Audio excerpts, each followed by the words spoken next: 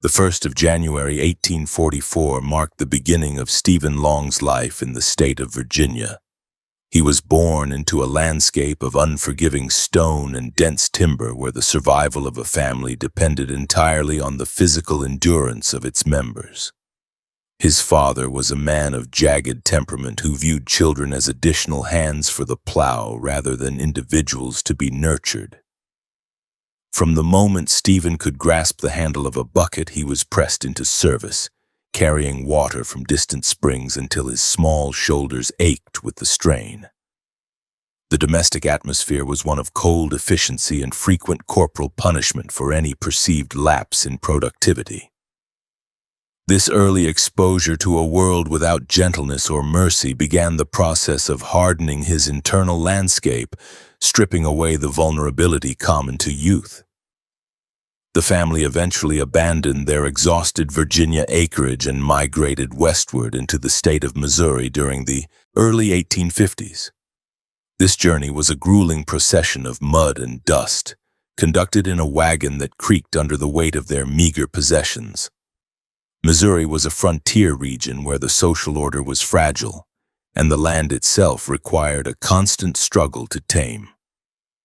Stephen spent his teenage years in the river bottoms and limestone hills, learning the mechanics of hunting and the necessity of precision. He discovered that he possessed a stillness that allowed him to blend into the environment, a trait that made him a highly effective provider of meat for the household. He spent more time in the company of his rifle than with other human beings, developing a preference for the silent calculation of the woods over the noise of the town. The political climate of Missouri during his adolescence was a volatile mix of sectional hatred and localized violence. He witnessed the rise of partisan groups who used the brewing conflict over territory as an excuse for theft and murder. He saw farmsteads reduced to smoldering ruins and watched as men were executed in their own yards by raiders who claimed to represent various causes. These sights did not inspire in him a sense of justice or a desire for reform. Instead, they reinforced his belief that power belonged to those who were quickest to draw a weapon. He learned that a man's life could be ended in a single second by a piece of metal, and this realization removed any hesitation he might have felt regarding the use of force. He viewed the world as a chaotic arena where the only law was the capacity to inflict harm. April 12, 1861 brought the outbreak of the American Civil War, and Stephen saw an entire country descend into the same brand of violence he had witnessed on the Missouri border. He was 17 years old and possessed a physical maturity beyond his years, along with a lethal proficiency with firearms that far exceeded that of most seasoned soldiers. He did not feel a deep, ideological connection to the Confederacy, but he recognized that the Army provided a structured environment where his specific skills would be valued.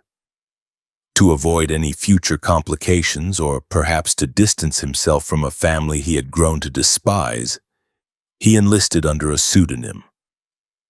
He entered the service as a man without a verifiable past, ready to utilize the conflict as a training ground for his predatory instincts. His initial months in the Confederate Army were spent in training camps where the focus was on the mechanical repetition of loading and firing rifles.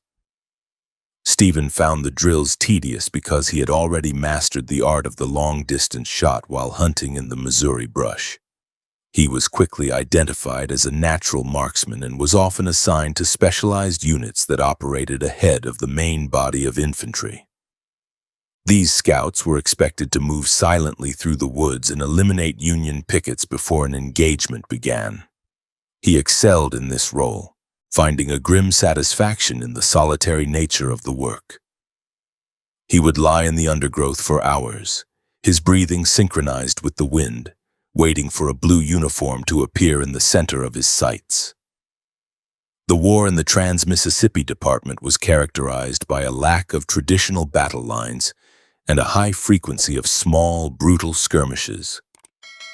Stephen participated in numerous actions across the hills of Arkansas and Missouri, where the fighting was often hand-to-hand and conducted in the thickest of cover. He learned to use the terrain to his advantage, moving like a shadow through the ravines and creek beds. During a skirmish in late 1861, he killed his first man at close range with a heavy knife, an experience that he met with a cold, clinical detachment. He did not feel the surge of adrenaline or the pang of conscience that his comrades described. He simply saw it as the necessary removal of an obstacle. The visceral reality of blood and bone became common sights that failed to elicit any emotional response. By the time the year 1862 arrived, he had survived several major engagements that left thousands of men dead in the mud. He saw the effects of canister shot on human flesh and heard the screams of the wounded as they were left to die in the gaps between the lines. He watched as disease thinned the ranks of his unit more effectively than Union bullets, yet he remained healthy and focused. His physical resilience was a product of his harsh upbringing, and his mental state was a fortress of indifference.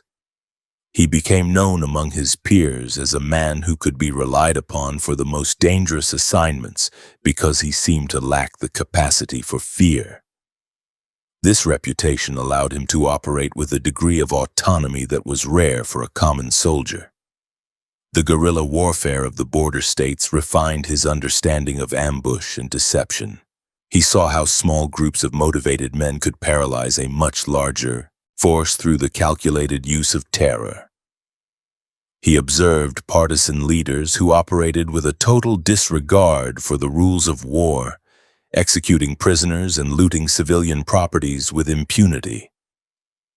Stephen began to adopt these methods, realizing that the uniform he wore was a license to take whatever he needed for survival. He participated in raids on supply depots where the objective was to destroy everything that could not be carried away. The sight of burning grain and slaughtered livestock became a regular part of his military experience, reinforcing the idea that destruction was the most effective way to exert control. During the middle years of the war, he sustained a wound to his lower leg from a fragment of an exploding shell. The injury was deep and required a rudimentary surgery that was performed in a field hospital without the benefit of anesthesia. He endured the cutting and the probing with a silent intensity that unnerved the surgeons. The recovery process was long and painful, spent in a crowded ward where the smell of gangrene and rot was pervasive. Instead of weakening him, the experience of physical agony served to further isolate him from the rest of humanity. He viewed the other wounded men with a sense of contempt, seeing their moaning and their prayers as signs of weakness. He focused all of his energy on regaining his strength so that he could return to the hunt. In 1864, the Confederate cause in the West was failing, and the units Stephen served with were forced into a series of desperate retreats. The lack of supplies meant that the soldiers were often barefoot and starving, resorting to eating their own horses to survive. Stephen proved to be a master of scavenging, always finding a way to obtain a meal or a pair of boots when others went without. He would slip away from the camp at night to raid isolated farmsteads, using the threat of his weapons to coerce the terrified inhabitants. He felt no remorse for stealing from civilians, viewing them as secondary participants in a struggle that had no room for the weak. His primary goal was to ensure his own survival through the end of the conflict. The final months of the war were a chaotic blur of constant movement and retreating actions. His unit was involved in the defense of various river crossings where they were tasked with holding back the advancing Union cavalry. Stephen spent these days in a state of hypervigilance, his fingers perpetually black with the soot of burnt powder. He saw the end approaching and began to plan for a future that did not involve returning to a farm. He had become addicted to the power of the weapon and the freedom of the lawless environment. He discarded his pseudonym and began to use his real name again. But the boy who had left Virginia was long gone. He was now a finished product of 4 years of state-sanctioned slaughter. The news of the surrender in April 1865 reached his unit while they were camped in a dense thicket near the Arkansas border. While many of the men wept with relief or despair, Stephen reacted with a silent, simmering rage. He viewed the peace as a temporary inconvenience rather than a resolution. He refused to participate in any formal ceremony of surrender, instead choosing to take his horse and his weapons and disappear into the wilderness. He knew that a man with his specific talents would always find a place in the growing chaos of the western frontier. He began the long ride toward the territories where the law was still a rumor and the reach of the federal government was limited. The landscape he traveled through was a scarred and broken mirror of his own soul. He passed through towns where the buildings were shells of their former selves and the people moved with the hollow eyes of the traumatized. He felt no kinship with these survivors. He viewed them as opportunities for exploitation. He had learned that the world did not provide for the honest or the hard-working, but for the predatory and the ruthless. He kept his revolvers clean and his rifle ready, sleeping with one eye open and his back to a solid surface. The war had not just taught him how to kill. It had taught him how to exist in a state of permanent conflict. As he moved further west, the vegetation thinned, and the sky opened up into a vast, empty expanse. The air became dry and carried the scent of sagebrush and distant dust. This was a country that did not hide its dangers behind a veneer of civilization. He felt a sense of liberation in the openness of the plains, a feeling that he was finally entering a region that was as cold and indifferent as he was. He avoided the main trails, preferring to navigate by the sun and the stars, keeping away from any authorities that might ask for his papers. He was a man outside of any system, a rogue element in a territory that was about to experience a massive influx of the desperate and the greedy. He stopped at various mining camps and cow towns along the way, taking on brief stints of work that allowed him to build a small reserve of cash. He served as a guard for stagecoaches and a bouncer in tents that served as makeshift saloons. In every location, he established a reputation for lethal efficiency. He did not engage in the boisterous displays of violence common to the young men of the frontier. He was quiet, precise, and final. He would wait for a man to commit himself to a course of action before ending the dispute with a single, well-placed shot. He never shot to wound, and he never fired more rounds than were necessary to neutralize the threat. The scars on his body were now a permanent record of the violence he had endured and inflicted. Along with the shrapnel mark on his leg, he carried several jagged lines from blade encounters and the faint indentation of a spent bullet that had flattened against his ribs. These physical marks were the only history he cared to acknowledge. He viewed his life as a series of tactical maneuvers, each one intended to secure his position and increase his leverage over others. He was now 21 years old, but his eyes possessed the weary focus of a man twice his age. He was a predator looking for a territory that he could truly call his own. In late 1865, he began to hear reports of the railroad expansion into the Western Territories. The Union Pacific was pushing westward, creating a trail of high-energy encampments that were ripe for a man of his ambition. These hell-on-wheels towns were places where the money was plentiful, and the law was non-existent. He recognized the potential for a criminal organization that could operate under the cover of the chaotic growth. He also knew that his half-brothers, the Moyer brothers, were already moving toward the region with similar ideas. The prospect of a reunion with Ace and Con was appealing not for the sake of family but for the sake of power. He spent his nights camping under the cold stars of the high plains, his hand never far from the butt of his pistol. He would listen to the wind howling through the rocky outcrops and imagine the structures he would eventually build. He did not dream of a home or a family. He dreamed of a system where he was the ultimate authority. He wanted a position where his violence would not just be a means of survival, but a tool of governance. The badge was already a concept in his mind, a piece of tin that would turn his murders into executions and his robberies into tax collection. He was ready to stop drifting and start ruling. The journey toward Laramie was a slow, deliberate approach. He studied the terrain, the movement of the railroad crews, and the types of people who were being drawn to the construction. He saw the vulnerability of the laborers who were paid in cash and had no safe place to store it.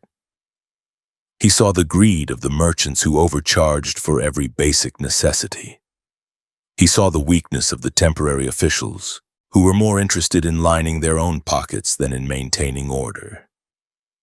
All of these observations were filed away for future use. He was the wolf mapping out the boundaries of the fold before the first strike. The boy from Virginia who had been beaten by his father and the soldier from Missouri who had seen the worst of the war were now fully integrated into the man known as Steve Long. He had no illusions about the nature of his soul. He knew he was a killer, and he embraced it as his defining characteristic. He did not seek redemption or a quiet life. He sought a throne built on the fear of others. The end of the war was not the end of his violence. It was merely the conclusion of his apprenticeship. The real work was about to begin on the plains of Wyoming. He crossed the border into the territory during a period of intense cold that turned the ground into a surface as hard as iron. He rode a sturdy horse that he had taken from a traveler who no longer had a use for it. His weapons were in perfect working order, and his resolve was as sharp as a razor. He looked toward the horizon where the tracks of the Union Pacific were being laid, a steel line cutting through the wilderness. To Stephen, that line represented a vein of wealth that he intended to bleed dry. He nudged his horse forward, his silhouette a dark blot against the gray expanse of the prairie. The transition from the lush green hills of the east to the brown and tan landscape of the west was a physical manifestation of his internal change. He felt a kinship with the desert and the mountains, finding their lack of hospitality comforting. There was no pretense here, no fake manners or hidden agendas. Everything was out in the open, and the strongest survived. He liked the clarity of the frontier. He liked knowing that at any moment his life might depend on the speed of his draw or the accuracy of his aim. It was the only way he knew how to live. As he reached the outskirts of the region that would become Laramie City, he saw the first clusters of tents and the smoke from the railroad engines. The sound of rhythmic hammering echoed across the flats, a mechanical heartbeat for a town that was being born in a fever of commerce. He did not join the throngs of men rushing toward the center of the camp. He stayed on the periphery, watching and waiting. He wanted to understand the flow of power before he stepped into the current. He found a spot to camp where he had a clear view of the main road, his eyes tracking every arrival and departure. The first relevant event of his new life would be the meeting with his brothers, but until then he remained a solitary figure in a vast landscape. He felt no loneliness, only a sense of impending opportunity. He checked the cylinders of his revolvers one last time, the clicking of the metal the only sound in the stillness of the evening. He was the finished product of a decade of brutality, a man who had been hollowed out by the war and refilled with a cold, calculating ambition. The forging process was complete. The killer was ready to enter the town and begin the process of taking everything it had to offer. The sun dipped below the peaks of the Medicine Bow Mountains, casting a blood-red light across the plains. Stephen Long stood by his horse and watched the light fade, his expression as unreadable as the stone around him. He knew that soon the blood on the ground would not be from the sunset, but from the men who stood in his way. He took a deep breath of the thin mountain air and felt a grim satisfaction. He was exactly where he was supposed to be. The Syndicate was a plan that was about to become a reality, and the town of Laramie had no idea that its future was already written in the mind of the man standing in the shadows. May 5, 1866 was the day the dust of the high plains first coated the lungs of Stephen Long as he descended the final rise toward the infant city. The horizon was a jagged line of construction and chaos, where the promise of the railroad acted as a magnet for every desperate soul in the Western Territories. He felt the weight of his revolvers against his thighs, a comforting presence in a land that offered no other form of security. He was not looking for a job or a stake in a mine. He was looking for the men who shared his blood and his lack of a moral compass. The air was thin and carried the sharp scent of cedar and wet earth, a sensory introduction to a place that would soon know the full extent of his cruelty. The encampment was a sprawling disaster of canvas and raw timber that shifted with the progress of the Union Pacific Railroad crews. It was a place where the concept of ownership was determined by whoever possessed the strongest will and the quickest draw. Stephen observed the layout of the streets, noting the lack of any organized defensive perimeter or central authority. The ground was littered with the refuse of 1,000 men, from discarded food tins to the carcasses of mules that had succumbed to the altitude and the workload. He felt a sense of belonging in this disorder, recognizing that the lack of structure provided the perfect environment for his specific talents to flourish, without the interference of a functioning legal system. He found his half-brothers Ace and Con Moyer in a crowded tent that served as a makeshift exchange for gold and supplies. They were standing near a scarred wooden table, their clothes reflecting a level of prosperity that set them apart from the common workers. There was no outward display of familial warmth in the greeting. Stephen simply stepped into the light of the kerosene lamps and waited for them to acknowledge his presence. The connection between the three men was forged in a shared history of opportunism and a mutual understanding of the power dynamics inherent in the frontier. They spoke in low tones that were easily lost in the cacophony of the surrounding camp. Ace Moyer was the eldest and the architect of their collective ambition, possessing a mind that calculated profit and loss with the precision of a bank clerk. He had already secured several plots of land along the projected path of the railroad, using a combination of forged documents and blatant intimidation. Con Moyer provided the social lubrication necessary to navigate the burgeoning political scene of the territory, acting as the friendly face of their criminal enterprise. Stephen was the final piece of the triangle, the raw physical force that ensured their demands were met without question. Together they formed a syndicate that intended to extract every cent of value from the laborers and merchants of Laramie City. The scent of the encampment was a mixture of open latrines, wet wool, and the iron tang of the rail yards. Stephen navigated his mount past a line of supply wagons that were mired in the muck, their drivers cursing the altitude and the thin air. He did not offer assistance or acknowledgement to the struggling men. He was focused on the center of the settlement where the Moyer brothers had established their temporary base of operations. The chaos of Laramie City in 1866 was exactly the kind of environment he had anticipated since leaving the border regions. It was a place where a man could disappear into the crowd and emerge as a master of his own destiny. The brothers moved their operations into a crude shack made of green lumber that seeped sap in the heat of the afternoon sun. Inside, they laid out their plan to monopolize the vices of the town. They recognized that the railroad workers were a captive audience with limited options for entertainment and even fewer protections for their property. The plan involved the construction of a permanent saloon that would serve as a front for gambling, extortion, and the quiet elimination of anyone who threatened their dominance. Ace spoke of the legal maneuvers he would use to gain control of the local government, while Stephen listened and cleaned the steel cylinders of his pistols. The vulnerability of the Irish and Chinese laborers was the primary resource the syndicate intended to exploit. These men worked in brutal conditions, laying miles of track under the threat of sudden storms and physical exhaustion. When they returned to the camp with their wages, they were met by a gauntlet of temptations designed to part them from their money. The Moyer brothers ensured that their agents were present in every gambling den and dance hall, monitoring the flow of cash and identifying the individuals who possessed significant sums of gold. Stephen was tasked with ensuring that any disputes were resolved in favor of the syndicate, often using the threat of his weapons to silence any complaints. By the middle of 1866, the town had grown into a dense collection of shacks and tents that stretched along the iron rails.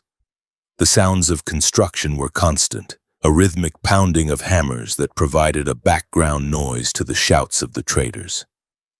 Stephen spent his days patrolling the streets, his presence a silent warning to the other criminals who were trying to establish their own territories.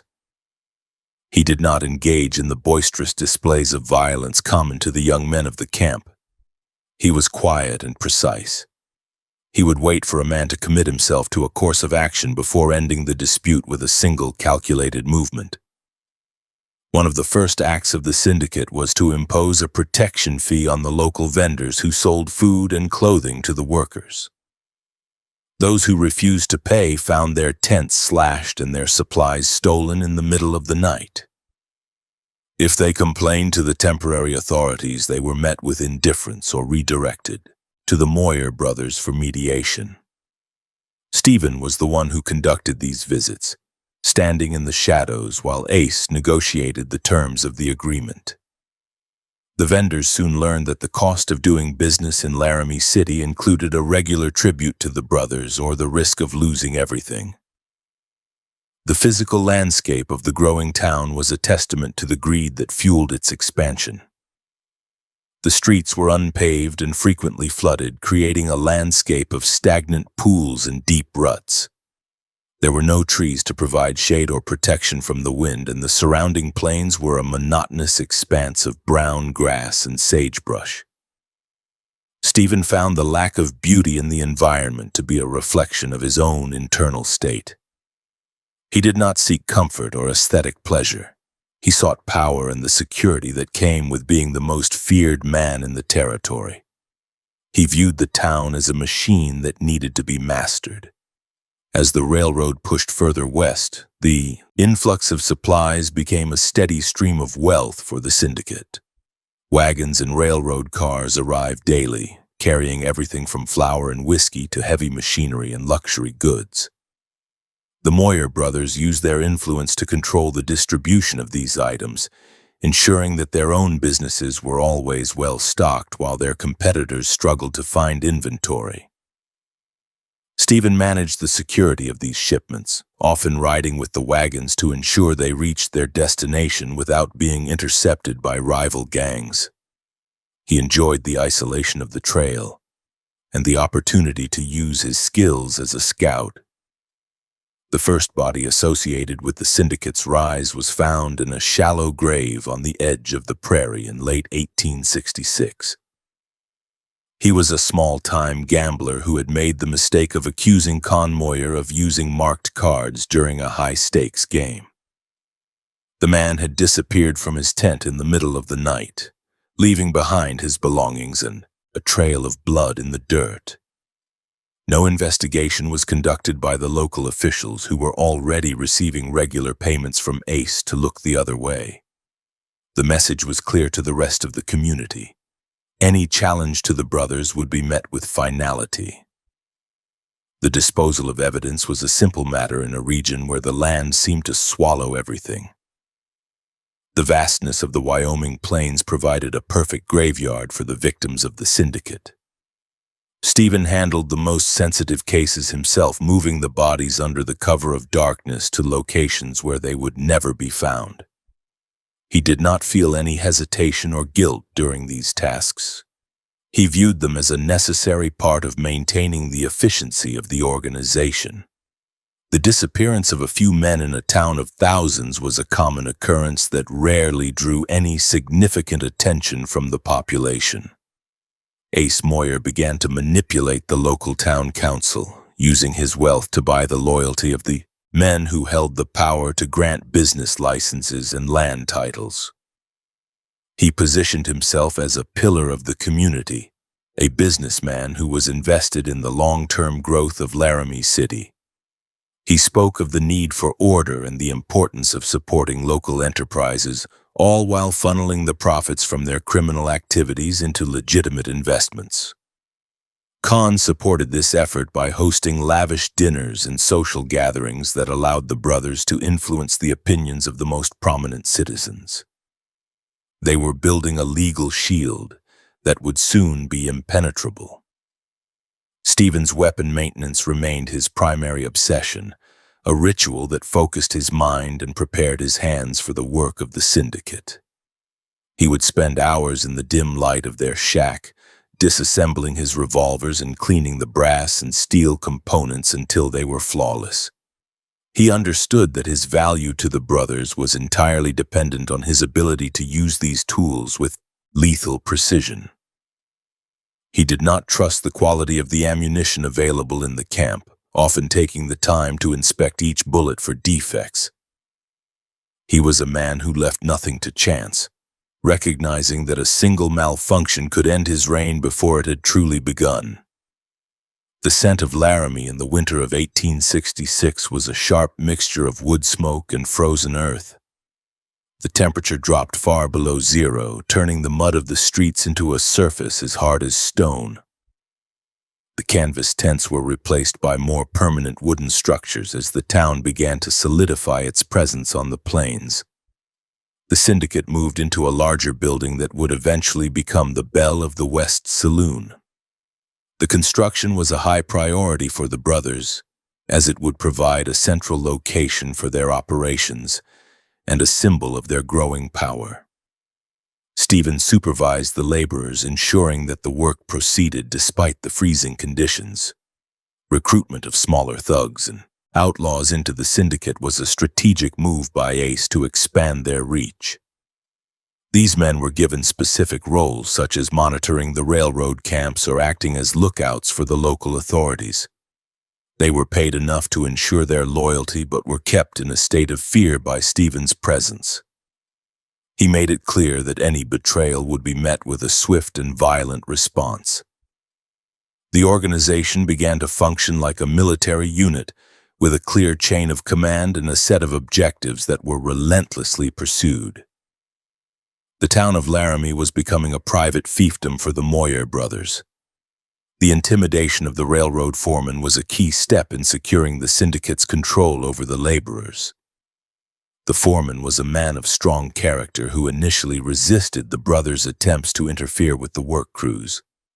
Stephen followed the man to his quarters one evening and made it clear that his continued resistance would result in a permanent end to his career. Threat was not delivered with a shout, but with the cold, steady gaze of a man who had already killed dozens. The foreman understood the reality of the situation and began to cooperate with the Syndicate, allowing them to dictate the terms of the workers' employment. The weather challenges of the high country were a constant factor in the development of the town. Blizzards could descend with little warning, burying the tracks in feet of snow and cutting off the supply lines for days at a time. During these periods, the Syndicate used their stockpiles of food and whiskey to exert even more control over the desperate population. They sold their supplies at exorbitant prices, profiting from the misery of the men who were trapped in the camp. Stephen ensured that no one attempted to raid their storehouses, standing guard in the freezing wind with his rifle across his knees. The brothers' political aspirations were not limited to the local council. They had their sights set on the territorial government. They knew that as the region grew, the influence of the federal authorities would increase, and they needed to be in a position to negotiate from a place of strength. Ace began to cultivate relationships with the men who were being considered for appointments in the new territorial administration. He used his wealth to fund their campaigns and his influence to sway the votes of the local population. The Syndicate was no longer just a local gang. It was becoming a political force that could shape the future of the region. Establishing the bucket of blood reputation for their burgeoning saloon was a deliberate tactic to instill fear in the hearts of any potential rivals. The name was a reflection of the violence that was a regular occurrence within its walls, often orchestrated by Stephen to remind the patrons of who held the power. He would intervene in brawls with a level of brutality that was intended to leave a lasting impression on the witnesses. He did not use his guns unless it was absolutely necessary, preferring to use his fists or the heavy barrel of his pistol to incapacitate those who crossed him. The saloon became a place where the law was whatever the Moyer brothers said it was. Controlling the flow of rot-gut whiskey into the camp was another lucrative venture for the syndicate. They intercepted the shipments of other traders and forced them to sell their goods to the brothers at a fraction of their value. They then diluted the alcohol with water and other substances before selling it to the railroad workers at a massive markup. This practice not only increased their profits but also ensured that the workers were kept in a state of semi-permanent intoxication, making them easier to manipulate and rob. Stephen managed the logistics of this operation, ensuring that the supply was never interrupted. The silence of the townspeople was the ultimate indicator of the syndicate's success. Most citizens were aware of the crimes being committed by the brothers, but they were too frightened to speak out or seek help from the outside. The local newspapers were either owned by Ace or intimidated into silence, ensuring that only the brothers' version of events was ever made public. The sense of dread that permeated the town was a tangible force, a weight that hung over every interaction and every business deal. Laramie City was a place where the truth was a dangerous commodity that few were willing to possess. Stephen's nightly patrols of the town were a constant reminder of his dominance. He moved through the streets like a shadow, his footsteps silent on the frozen ground. He would watch the lights in the windows and listen to the muffled voices behind the thin wooden walls, always looking for signs of dissent or rebellion. He knew that the key to maintaining control was to never allow the population to feel secure. He wanted them to know that he was always watching, and that his retribution would be swift and final. He was the enforcer of a nightmare, and he took a grim satisfaction in his role. The weaponry Stephen carried was a mixture of brass and steel, maintained to a standard that far exceeded that of any regular soldier. He preferred the heavy-caliber revolvers that could stop a man with a single shot, and he practiced his draw every day until it was a blur of motion. He understood the psychological impact of a well-maintained weapon, the way the light glinted off the barrel and the solid click of the hammer. He used his guns as tools of intimidation as much as tools of execution, often drawing them just to see the reaction of the men around him. He was a master of the mechanics of violence. The transition from a temporary camp to a permanent town was nearly complete by the end of 1866. The railroad tracks now stretched far to the west, and the first permanent brick buildings were being constructed in the center of the settlement.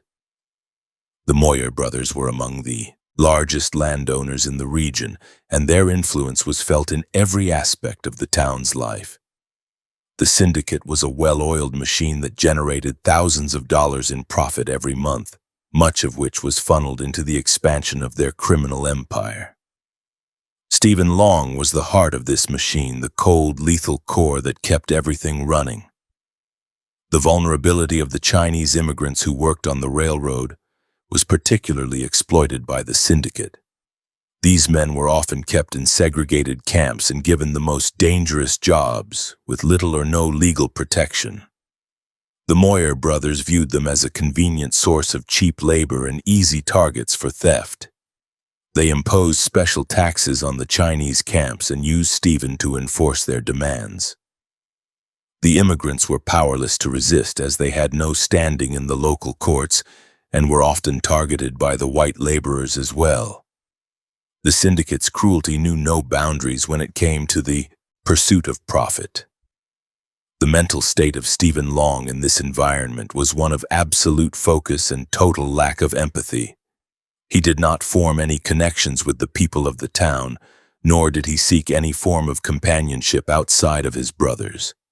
He viewed everyone as a potential mark or a potential threat, and he treated them accordingly. He was a man who had been completely hollowed out by the violence of his past, leaving only a shell of human form that was inhabited by a predatory intellect. He felt no pleasure in his crimes, only a sense of professional satisfaction when a task was completed efficiently. The final plans for the Syndicate's expansion were laid out in the closing days of 1866. Ace spoke of building a second saloon and expanding their extortion racket into the surrounding ranching communities. He wanted to control the entire region, not just the town of Laram. Stephen listened to these plans and realized that his role would only become more demanding and more violent as the organization grew. He was prepared for it, welcoming the opportunity to test his skills against new challenges. He was the architect of death, and he was ready to begin his next project. 1866 ended with a sense of grim finality for the citizens of Laramie City. The foundation of the Syndicate was set, and the reign of the Moyer brothers and Stephen Long was a established reality that no one dared to challenge. The high plains were quiet under a thick blanket of snow, but the peace was an illusion. Beneath the surface, the town was a hive of criminal activity and fear, a frontier hell that was being meticulously managed by a trio of brothers who had no regard for the law or for human life. The story of the badge and the murder syndicate was just beginning, and the blood on the snow was a sign of things to come. January 1st, 1867 arrived with a relentless wind that screamed through the gaps in the newly erected pine walls of Laramie City. The construction of the Belle of the West saloon became the central focus of the Moyer brothers, an endeavor intended to provide a permanent architectural anchor for their dominance. Ace Moyer directed the acquisition of premium building materials, ensuring that the establishment stood out among the drab, unpainted shacks of the surrounding blocks. The structure was designed with high ceilings and a long, polished bar of dark cherry wood that had been transported at great expense via the railroad. This physical elegance was a calculated deception. A gilded shell meant to lure in the unsuspecting with a promise of civilization and luxury in a wilderness otherwise defined by filth and desperation. Steve Long spent his mornings supervising the installation of heavy iron shutters and reinforced doors, turning the saloon into a fortress as much as a place of business. He understood that a building of this stature would attract attention from both the law-abiding and the criminal elements of the territory. He personally inspected the foundation, ensuring that the cellar was deep and well-ventilated, providing a discreet space for activities that required seclusion from the street. The sound of saws and the heavy thud of mallets echoed through the freezing air as the brothers' vision took shape. Every nail driven into the wood was a step toward a centralized system of control that would allow the syndicate to monitor the movement of wealth throughout the burgeoning community. The interior of the saloon was outfitted with mirrors imported from the east, which were strategically placed to allow Steve Long to observe the entire room from a single vantage point.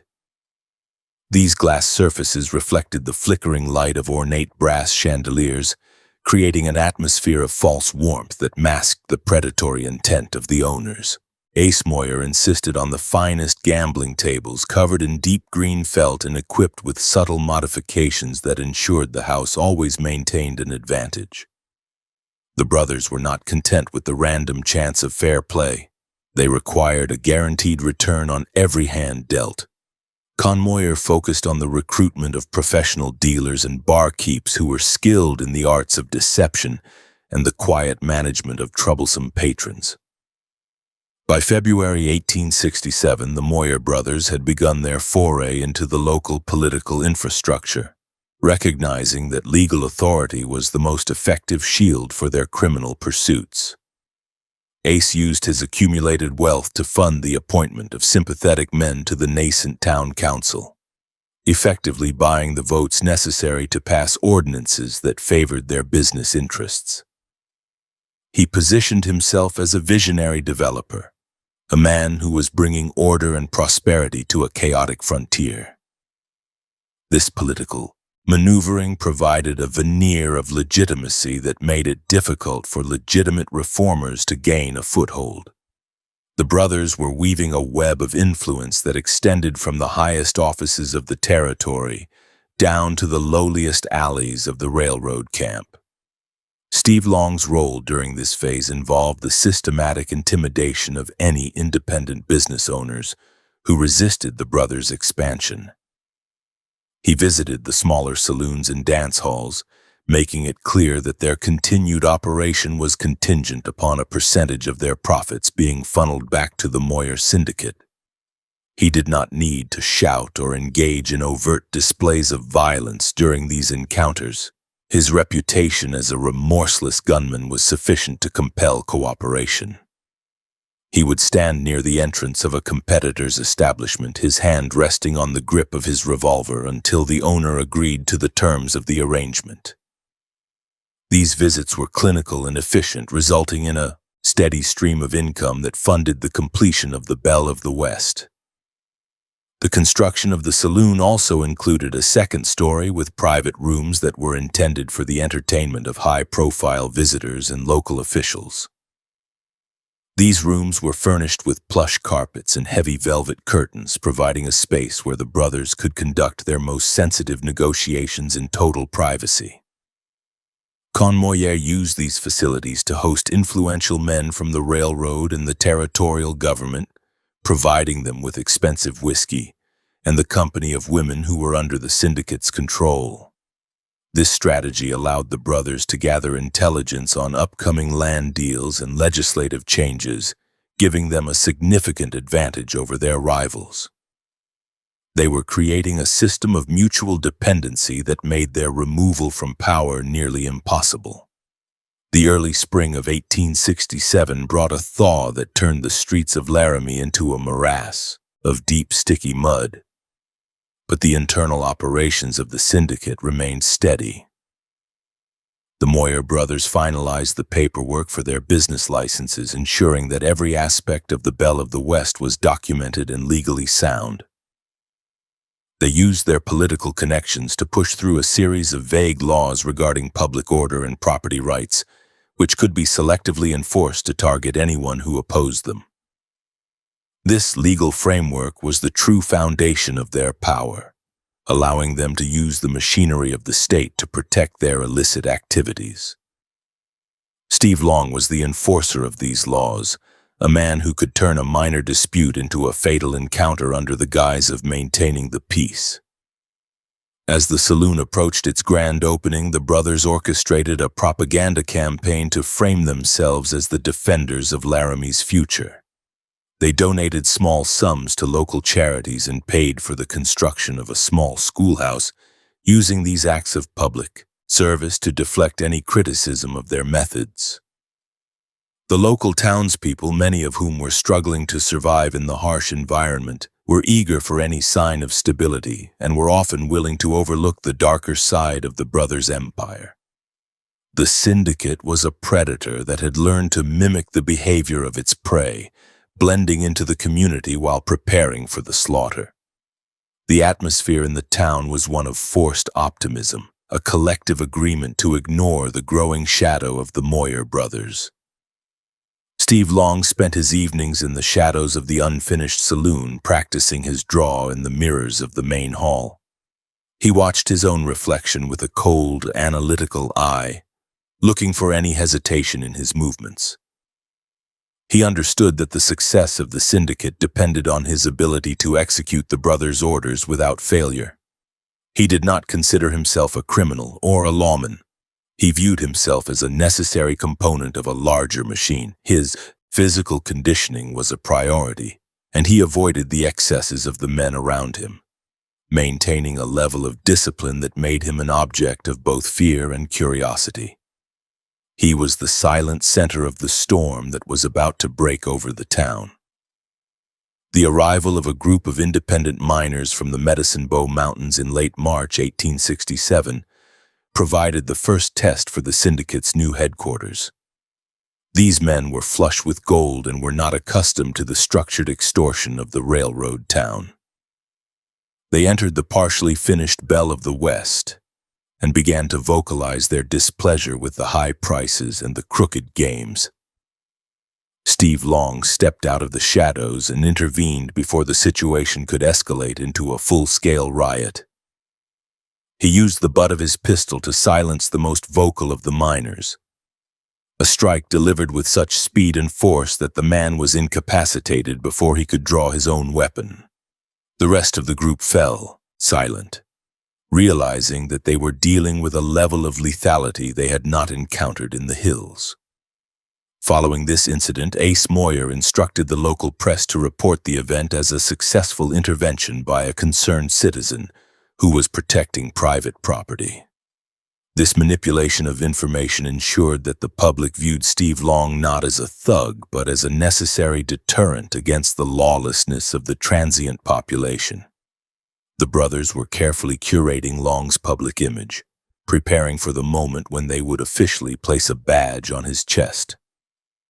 They understood that the town's desire for safety was their greatest asset, and they intended to exploit that desire to the fullest. The trap was being set with a level of sophistication that was unprecedented in the Dakota Territory. The Belle of the West officially opened its doors on a cold evening in April 1867. The event was a meticulously staged spectacle with free drinks for the influential and a live band that played popular tunes from the East. The town's elite attended the opening, mingling with the Moyer brothers and praising the elegance of the establishment. Beneath the surface of the celebration, however, the Syndicate's machine was in full motion. Dealers were instructed to allow the guests to win small sums early in the evening to build their confidence, only to strip them of their wealth as the night progressed. Steve Long stood near the bar, his eyes scanning the crowd for any signs of trouble, a silent reminder of the consequences of dissent. The profits from the opening night were staggering, providing the Moyer brothers with a fresh influx of capital to fund their next expansion. They began to purchase the surrounding lots, intending to create a centralized district of entertainment and vice that would be entirely under their control. This expansion was not just about money, it was about the total domination of the town's social and economic life. They wanted to ensure that no one could live or work in Laramie without contributing to the Syndicate's coffers. Steve Long supervised the clearing of the new land, using his presence to discourage any rival land claims or legal challenges. The town was being restructured to serve the needs of the brothers, one block at a time. The vulnerability of the incoming settlers was a primary target for the Syndicate's recruitment efforts.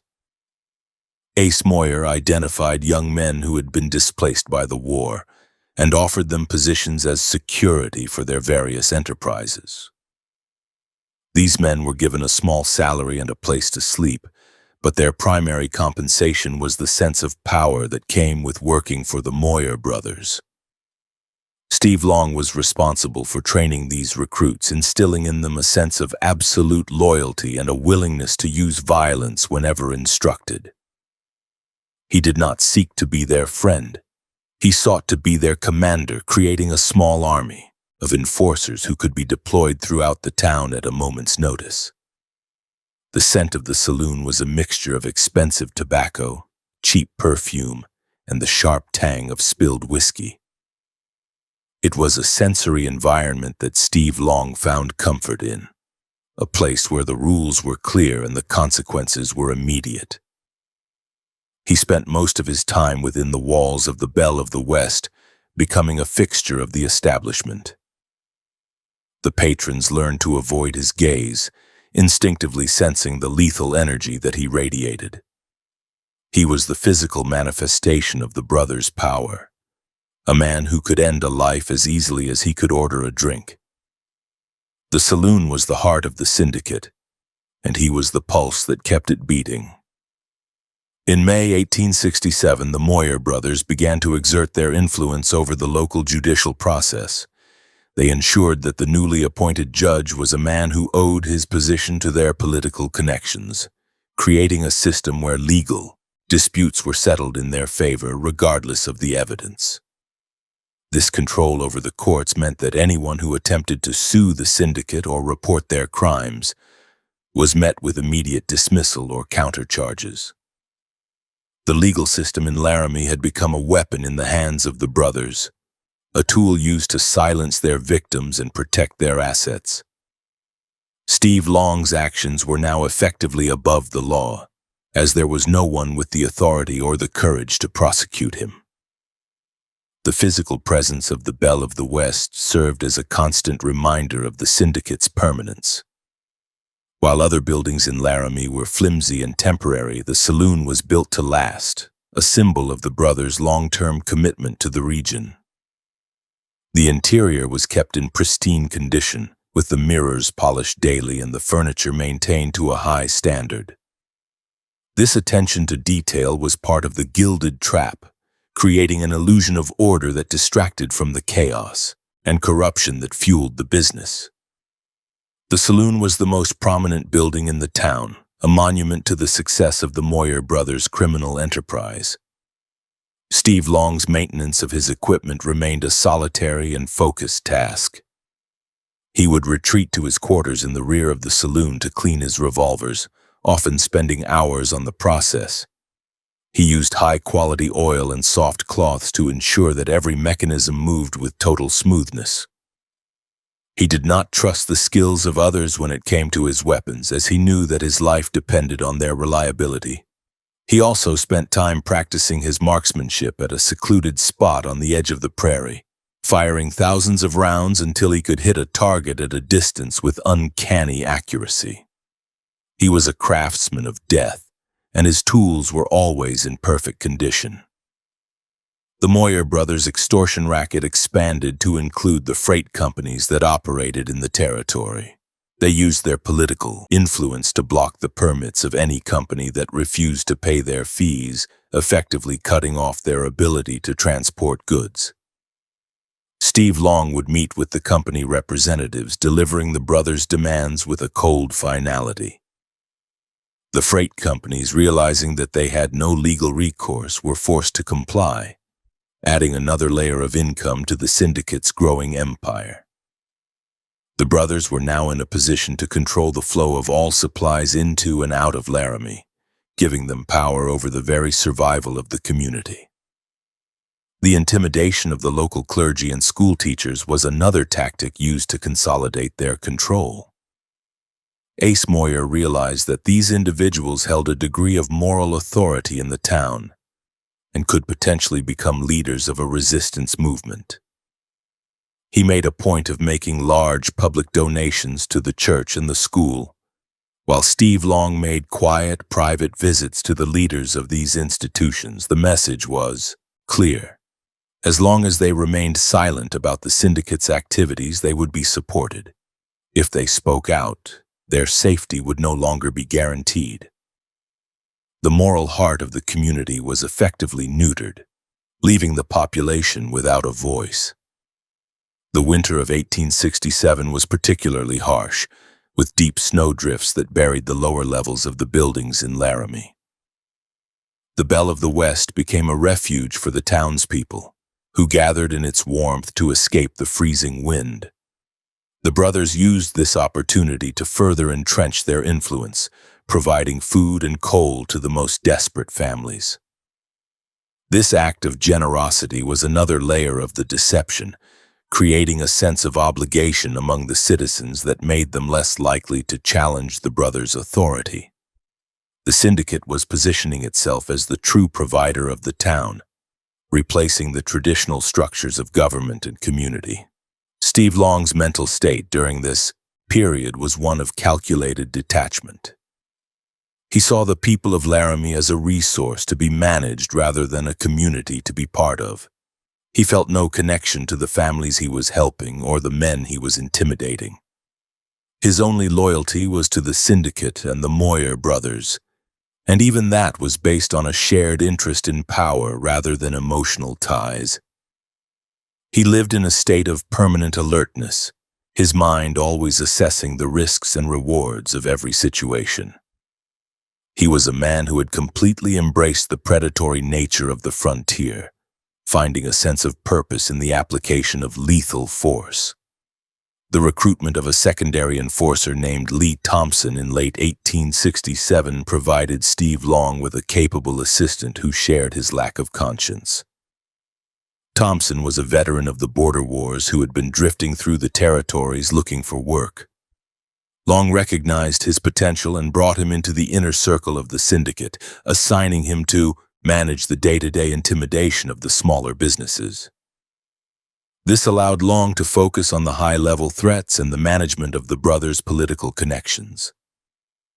The organization was becoming increasingly professional, with a clear hierarchy and specialized roles for its members. The scent of the prairie in the early morning was a sharp contrast to the stale air of the saloon. Steve Long would often ride out to the edge of the town before the sun rose, watching the light change on the Medicine Bow Mountains.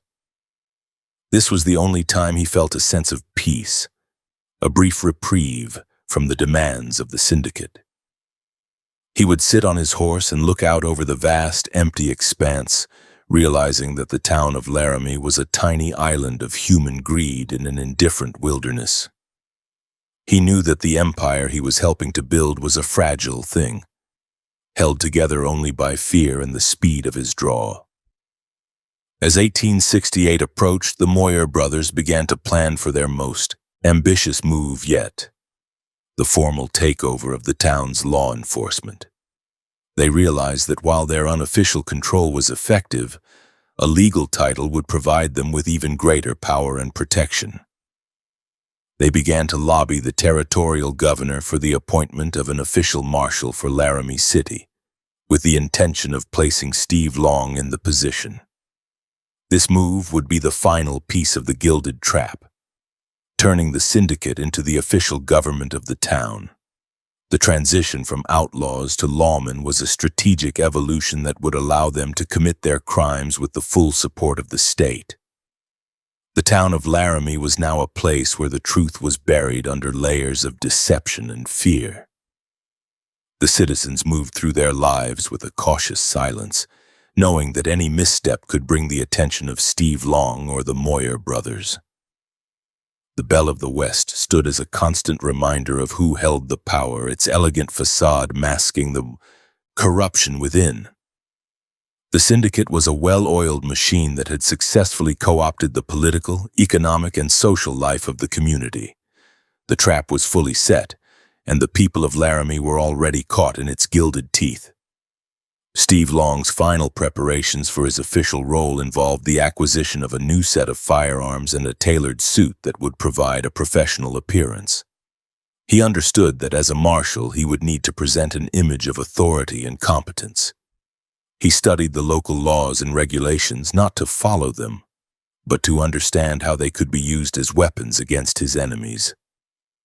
He was ready to step out of the shadows and into the light of official recognition, confident in his ability to rule the town with an iron hand. The transition was nearly complete, and the reign of the badge was about to begin.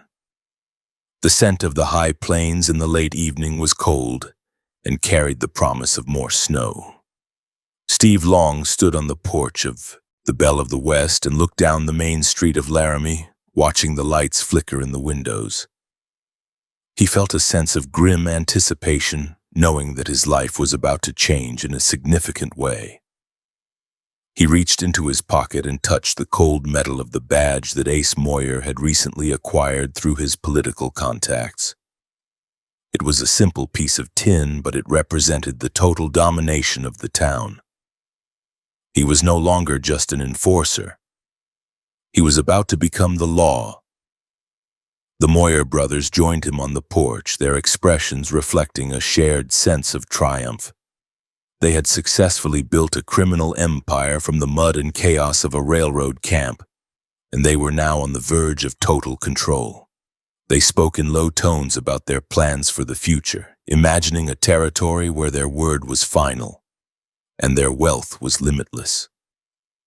The gilded trap was complete, and the citizens of Laramie had no idea of the nightmare that was about to unfold under the guise of legal authority.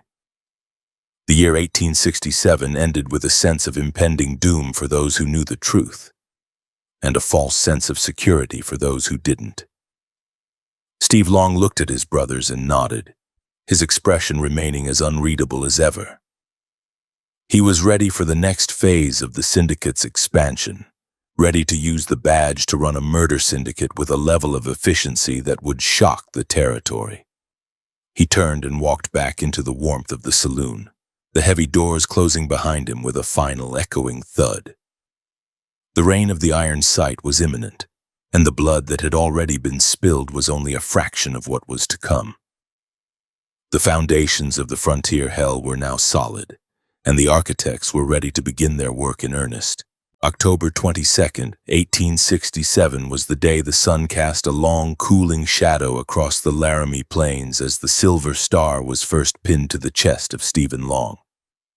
This act of local appointment took place on the wooden boards outside the makeshift town hall, where the wind whipped the grit of the railroad tracks against the faces of the small assembly.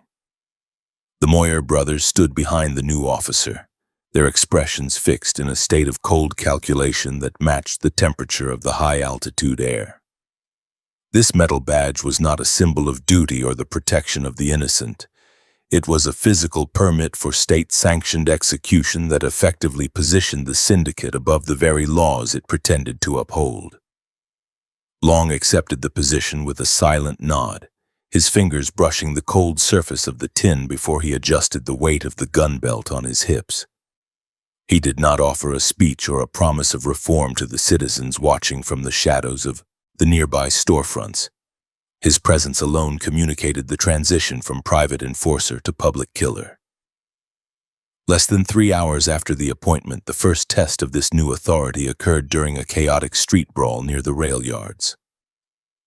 A group of 5 men whose bodies were fueled by the syndicate's own rot-gut whiskey had begun an altercation over a gambling debt incurred at a rival establishment. Instead of employing traditional methods of de-escalation or attempting to place the men under arrest, Long approached the group with a methodical, predatory stride that caused the surrounding crowd to melt away into the darkness. He did not issue a verbal command to disperse or draw his wooden baton. He simply reached for the heavy revolvers that sat low on his thighs. The reports from his pistols were sharp and final, echoing off the wooden facades of the nearby shops like the crack of a whip. Long fired with a mechanical precision that left no room for survival, placing a single brass-cased slug in the center of each man's chest in rapid succession. The street was suddenly silent, the only sound being the soft hiss of steam from a distant locomotive and the metallic clicking of the Deputy Marshal's pistols as he cleared the spent casings from the cylinders. 5 bodies lay in the dirt, the dark crimson fluid spreading rapidly through the parched soil of the settlement. There was no medical intervention sought and no call for a physician. The officer simply stood over the fallen men and holstered his weapons with a practiced ease. He looked at the gathered witnesses with a gaze that remained entirely devoid of emotion. A silent declaration that the rules of the frontier had been rewritten to favor the lethal. He walked away from the scene without glancing back, leaving the removal of the remains to the town's terrified subordinates who worked under the cover of the flickering street lamps. Ace Moyer used the local political machinery to frame the event as a necessary act of decisive law enforcement against a dangerous gang of outlaws. The official record was scrubbed of any mention of Long's lack of provocation, instead detailing a fictional account of a desperate shootout where the officer acted in self-defense against overwhelming odds. This manipulation of the public record was the primary function of the brothers' political wing, ensuring that every act of murder committed by their enforcer was legally classified as a justifiable use of force. The local judge, who received regular payments from the syndicate, signed off on the report without requesting a single witness testimony or a physical examination of the scene. This collaboration between the gun and the gavel solidified the syndicate's absolute control over the life and death of the inhabitants. The environment of the settlement changed overnight as the reality of the Deputy Marshal's methods permeated every level of society. Business owners who had previously been vocal about the brothers' extortion racket suddenly found reasons to keep their doors locked when the collectors arrived. The volume of the nightly celebrations in the saloons dropped significantly, replaced by a guarded silence that prioritized survival over revelry. Long utilized his official status to conduct searches of any business that he deemed a potential rival, confiscating property and currency under the guise of investigating criminal activity. He did not bother with warrants or legal justifications. The star on his chest was all the power he required to strip a man of his livelihood and his dignity. The physical appearance of the officer became a source of constant dread for the population. He was frequently seen standing on the porch of the Belle of the West, his thumbs hooked into his belt as he scanned the street for any sign of non-compliance. He wore a dark, tailored coat that concealed the extra cylinders of ammunition he carried, and his boots were kept polished to a high shine, despite the mud of the thoroughfares. This professional facade was a stark contrast to the gritty reality of the killings he performed with such regularity. He possessed a stillness that unnerved even his own subordinates, a group of hand-picked thugs who followed his lead with a mixture of awe and terror. They were the new face of the law in the territory, a collection of predators wearing the livery of the state. The systematic elimination of the town's independent gamblers was the next priority for the syndicate's expansion. Long and his men would enter a competing establishment after midnight, claiming to be looking for fugitives or stolen goods. They would then pick a fight with the most successful players, using any perceived slight as a reason to open fire. Because Long held the position of a peace officer, any return fire from the gamblers was legally defined as resisting arrest or assault on an officer of the law. This legal trap meant that the victims were either killed in the taproom or dragged to the local jail, where they would vanish before the next sunrise. The Moyer brothers would then seize the assets of the deceased, further consolidating their wealth and removing any competition from the local market. One specific victim was a young miner named Silas Thorne, who had won a substantial sum of gold at a table in the Belle of the West. Thorne attempted to leave the town the following morning, intending to send the money back to his family in the east. He was intercepted at the stagecoach station by Long, who accused the miner of possessing currency that had been reported stolen from a Union Pacific payroll. When Thorne produced his receipts to prove the legitimacy of his winnings, the officer simply took the papers and tore them into pieces before shooting the man in the neck. The murder took place in broad daylight in front of a dozen passengers, yet not a single person came forward to provide a statement. The gold was confiscated as evidence and never appeared in the town's accounts. The scent of the Laram jail was a thick mix of damp stone, unwashed bodies, and the metallic tang of dried blood. Long used the facility as a private interrogation room where he would break the will of anyone who dared to question the syndicate's authority. He preferred methods that left no visible marks, such as the use of cold water and sleep deprivation, though he was not averse to more direct physical brutality if the situation required a swifter resolution. He found that the threat of being sent to the back cell was often enough to secure the cooperation of the most stubborn merchants. The jail was not a place of rehabilitation or justice. It was a storage facility for the syndicate's enemies until they could be quietly disposed of on the prairie under the cover of a moonless night. Ace Moyer began to orchestrate a series of public ordinances that required all firearms to be registered with the Deputy Marshal's office. This was a strategic move to disarm the population and identify anyone who might possess the means to resist the syndicate's enforcement. Those who failed to register their weapons were subject to immediate arrest and the permanent confiscation of their firearms. Long personally handled the registration process, taking note of the skill level and temperament of every man who walked into his office. He used this information to build a profile of the town's potential resistance, identifying the individuals who needed to be monitored or removed. The disarming of the population was a critical step in ensuring the long-term stability of the brothers' criminal empire.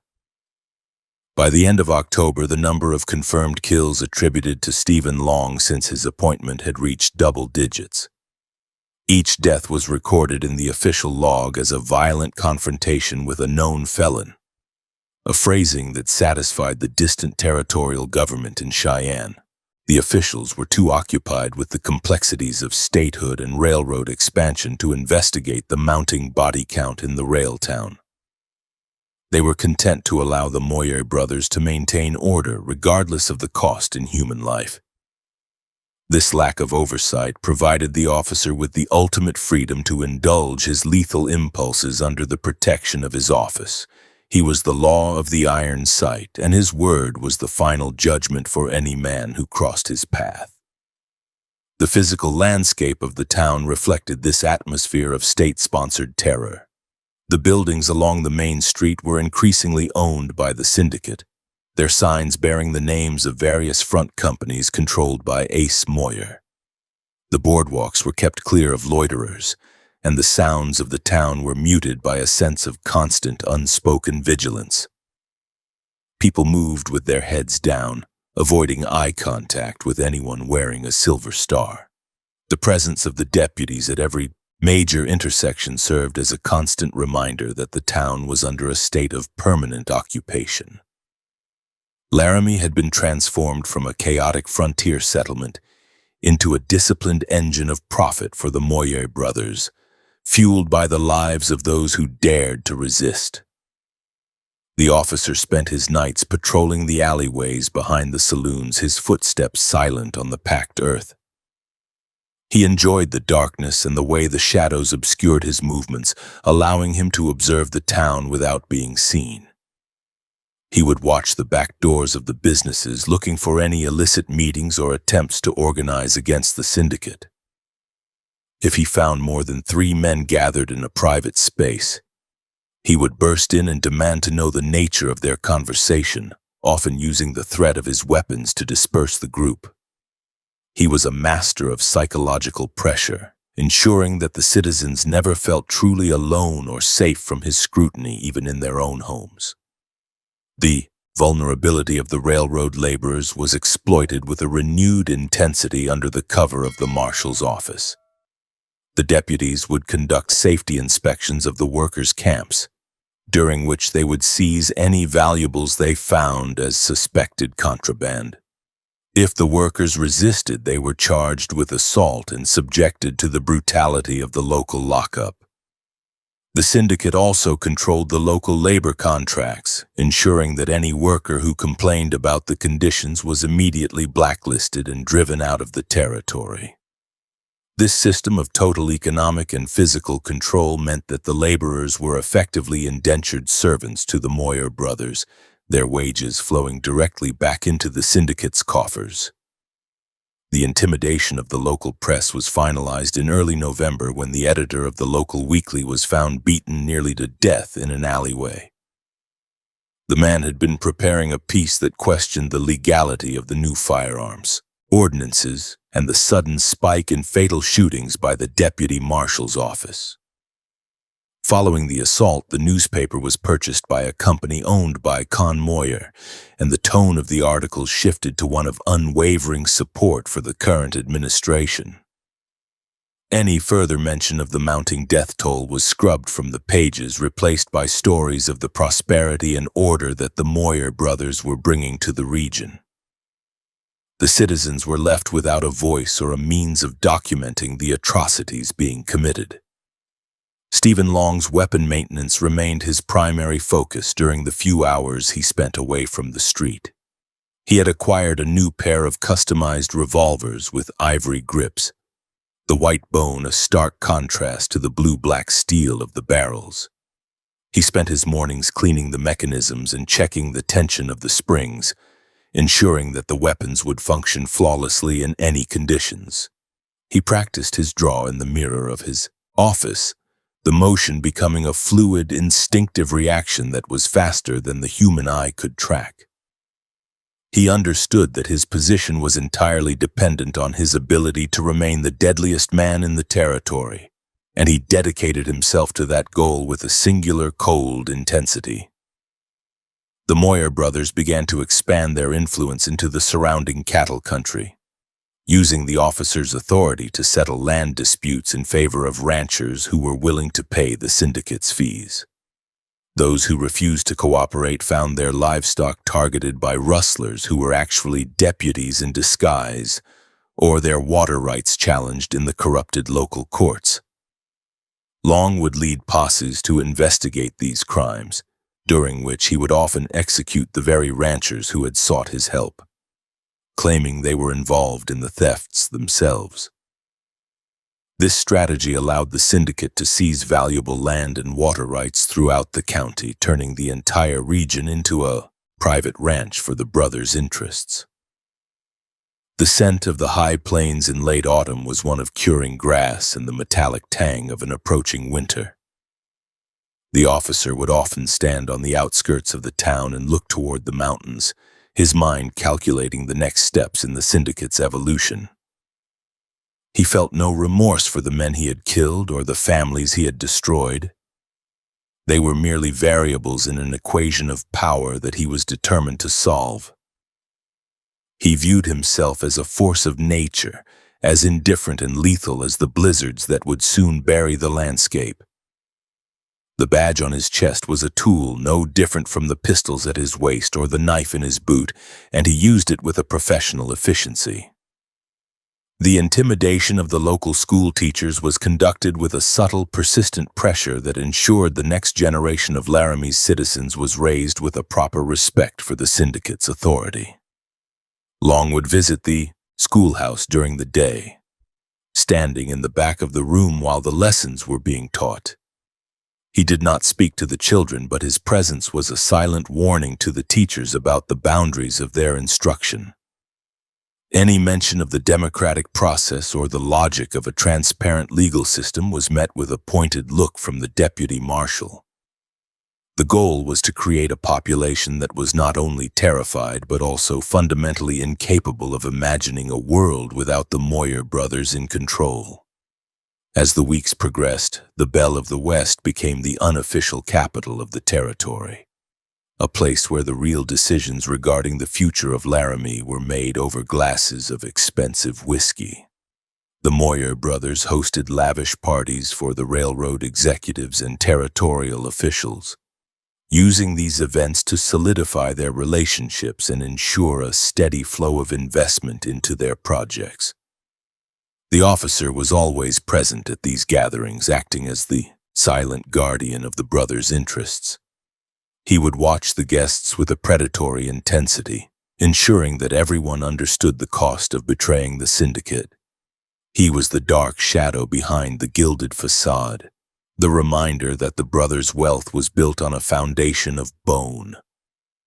The vulnerability of the incoming female settlers was another target for the syndicate's exploitation.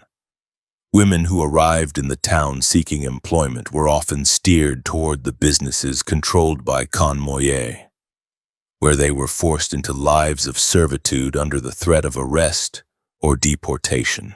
The deputies ensured that these women remained under the syndicate's control, using the local jail as a deterrent for any who tried to escape or seek help from the outside. The exploitation of these individuals provided a steady stream of income and a means of influencing the behavior of the town's male population. The syndicate's reach extended into the most private aspects of human life, leaving no one untouched by their corruption. Stephen Long's relationship with his deputies was built on a foundation of shared violence and mutual distrust. He encouraged a culture of brutality among his men, rewarding those who were quickest to use their weapons and punishing those who showed any sign of hesitation or mercy.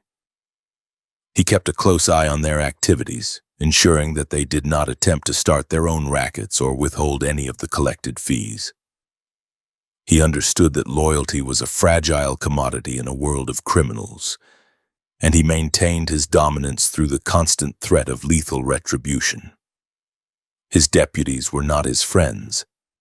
They were his hounds, kept lean and hungry so that they would remain effective at hunting the Syndicate's enemies.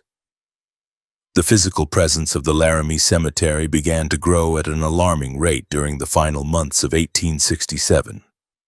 The majority of the new inhabitants were men who had fallen victim to the Deputy Marshal's iron sight, their names often omitted from the official records to avoid drawing unwanted attention. The graves were shallow and unmarked, scattered among the rocks on the edge of the town. The officer sometimes visited the cemetery during his night patrols, standing among the fresh mounds of dirt with a sense of grim satisfaction. Every grave represented a challenge that had been neutralized, a potential threat that had been permanently silenced. He viewed the growing number of dead as a metric of his success in maintaining the order the brothers required. Ace Moyer began to focus on the acquisition of the local water company, realizing that control over the town's water supply would give the Syndicate the ultimate power over the survival of the community. He used the officer's authority to harass the current owners with a series of fabricated health and safety violations, eventually forcing them to sell the company at a fraction of its value. Once the Syndicate held the titles, they immediately tripled the rates for water, funneling the profits into the construction of a second, even more opulent saloon. The citizens of Laramie were now paying the brothers for the very right to exist, their daily survival dependent on the whim of the men who were systematically destroying their lives. The officer's mental state during this period was one of absolute, unshakable confidence. He believed that he was untouchable, protected by the badge he wore and the lethality he possessed. He had successfully turned a town of thousands into a private hunting ground, and he saw no reason why his reign should ever end. He felt no connection to the past and no fear of the future, living entirely in the moment of the draw. He was the perfect weapon, a man who had been hollowed out by the violence of the frontier and refilled with the cold, calculating logic of the Syndicate. He was the authority of the iron sight, and the town of Laramie was his for the taking. The scent of the prairie in the early winter was sharp and carried the promise of deep snow.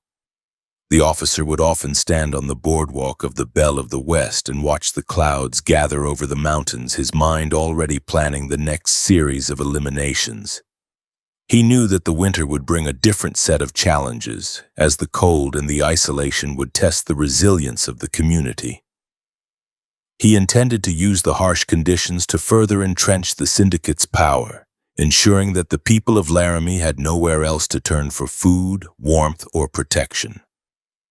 The reign of the badge was only just beginning, and the true extent of his cruelty was yet to be revealed. The year 1867 was drawing to a close, and the Moyer brothers were in a position of total, unquestioned dominance.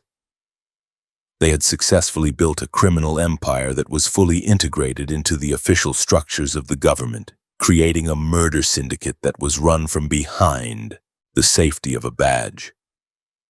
The town of Laramie was a gilded cage, its citizens trapped between the greed of the brothers and the lethality of Stephen Long. The high plains were quiet under the first dustings of snow, but the peace was the silence of a grave. The story of the town was being written in the blood of its people, and the final parts were still a long way off. Stephen Long reached into the pocket of his coat and pulled out a single projectile, rolling the cold metal between his fingers. He looked down the street at the flickering lights of the town, a thin smile touching his lips for the first time in weeks. He was ready for whatever the winter might bring, confident in his ability to maintain his grip on the throat of Laramie. The badge on his chest caught the light of a nearby lamp, reflecting a jagged flash of silver into the darkness. He was the law, he was the judge, and he was the executioner. The authority of the iron sight was absolute, and the blood on the ground was only the beginning. As the midnight hour approached, the officer turned and walked back toward the bell of the west, the heavy thud of his boots echoing on the frozen wood of the boardwalk. Inside, the music was loud and the whiskey was flowing, but the atmosphere was one of forced celebration. Every man in the room knew that at any moment the Deputy Marshal could decide that their life was forfeit. They drank to forget the fear, but the sight of the silver star pinned to the officer's chest was a constant reminder of the reality they lived in. The Syndicate was a machine that never stopped grinding, and the town of Laram was its primary source of fuel. The final relevant event of the day was recorded in the official log. All quiet in the district. Peace maintained through diligent enforcement. The officer closed the book and blew out the candle, leaving the room in total darkness. He sat in the silence for a long moment, listening to the wind howl against the side of the building. He was a man in his element, a predator in a world of prey, and he was exactly where he wanted to be. The foundations of the frontier hell were now solid, and the architects were ready to begin the next phase of their work. The reign of the iron sight would continue, and the trail of bodies would grow longer with every passing day. November 10th, 1867 brought a freezing fog that clung to the unpainted siding of the Bell of the West, obscuring the hitching posts and the piles of frozen horse manure in the street. Inside the establishment, the air was a thick, stagnant soup of blue tobacco smoke, the smell of unwashed bodies and the sharp, acidic tang of cheap whiskey. Stephen Long stood at the far end of the cherrywood bar, his position allowing him a clear view of the swinging doors and the gambling tables located in the center of the room. The flickering light from the brass chandeliers cast dancing shadows against the walls, illuminating the faces of men who were desperate to escape the biting cold of the Wyoming night. This was the headquarters of the Syndicate, a place where the facade of hospitality was draped over a foundation of predatory intent, and where the floorboards were permanently stained by the liquid life of those who won too much. The nickname of the establishment transitioned from the Bell of the West to the Bucket of Blood following an evening in late November when the violence reached a level that stunned even the hardened railroad crews. A gambler named Thomas Holloway had spent several hours at the far faro table, accumulating a pile of gold coins that drew the immediate attention of the Moyer brothers. Holloway was a man of medium height with calloused hands that suggested a life of physical labor. Yet he handled the cards with a fluid confidence that suggested a hidden proficiency. As his winnings grew, the atmosphere in the room shifted from boisterous celebration to a guarded, heavy silence. Steve Long watched the man with a clinical intensity, his hand never straying far from the ivory grip of the revolver holstered on his right hip. When Holloway attempted to cash in his chips and depart for the evening, Con Moyer blocked his path to the counting window, accusing the man of utilizing marked cards to manipulate the outcome of the game. Holloway denied the charge with a steady voice, reaching into his coat pocket to retrieve a pipe. But the movement was all the justification Long required. The Deputy Marshal stepped forward from the shadows of the bar, the silver star on his chest catching the light of a nearby lamp. He did not issue a warning or attempt to search the man for contraband. He simply drew his weapon and fired a single metal slug into Holloway's chest from a distance of 4 feet. The force of the projectile threw the gambler backward against a wooden pillar, the wood splintering upon impact as the metal tore through bone and muscle. The injury was catastrophic as the heavy slug expanded upon entry, creating a jagged hole that allowed a spray of arterial fluid to coat the green felt of the gambling table and the boots of the men standing nearby. Holloway slumped to the floor, his breathing a wet, rattling sound that indicated the destruction of his right lung. Long stood over the dying man, his expression as flat as the prairie horizon, and fired a second round into the floorboards just inches from Holloway's ear to ensure no one else in the room attempted to intervene. The metallic scent of burnt powder filled the air, mixing with the iron smell of the blood that was now pooling in the grooves of the floor. The witnesses remained motionless, paralyzed by the realization that a peace officer had just executed a man for the crime of being successful. The cleanup was a mechanical process conducted with a total lack of urgency or remorse by Long and two of his deputies. They gripped Holloway by the shoulders of his coat and dragged him through the center of the room, leaving a broad, dark trail across the wood that looked like a path of spilled ink in the dim light. They pushed through the rear doors of the saloon and dumped the body into the frozen mud of the back alley where the temperature was 20 degrees below zero. Long then returned to the taproom and commanded the barkeep to bring a bucket of water and a scrub brush, forcing a young stable boy to clean the floor while the patrons returned to their drinks in a state of terrified compliance. This event established the routine for the syndicate. Winners were not allowed to leave with their wealth. By the middle of December 1866, the bucket of blood had become a slaughterhouse disguised as a social hub. Steve Long had perfected the art of picking a quarrel with any patron who possessed a leather pouch of gold dust or a roll of currency.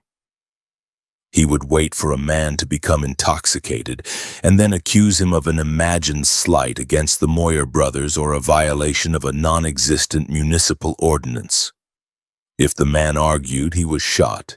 If he remained silent and handed over his money, he was often beaten and thrown into the street as a warning to others. The syndicate's wealth grew with every body that was dragged into the alley, as the Moyer brothers meticulously recorded the confiscated gold in a ledger hidden beneath the bar. The environment of the saloon was a sensory assault of grit and brutality that left a permanent mark on anyone who entered. The sawdust on the floor was changed every morning to hide the stains of the previous night. Yet the iron smell of the killings lingered in the rafters. The furniture was frequently broken during these encounters, and the walls were pockmarked with the holes where mist projectiles had buried themselves in the pine. Long took a perverse pride in these marks, viewing them as trophies of his dominance over the town.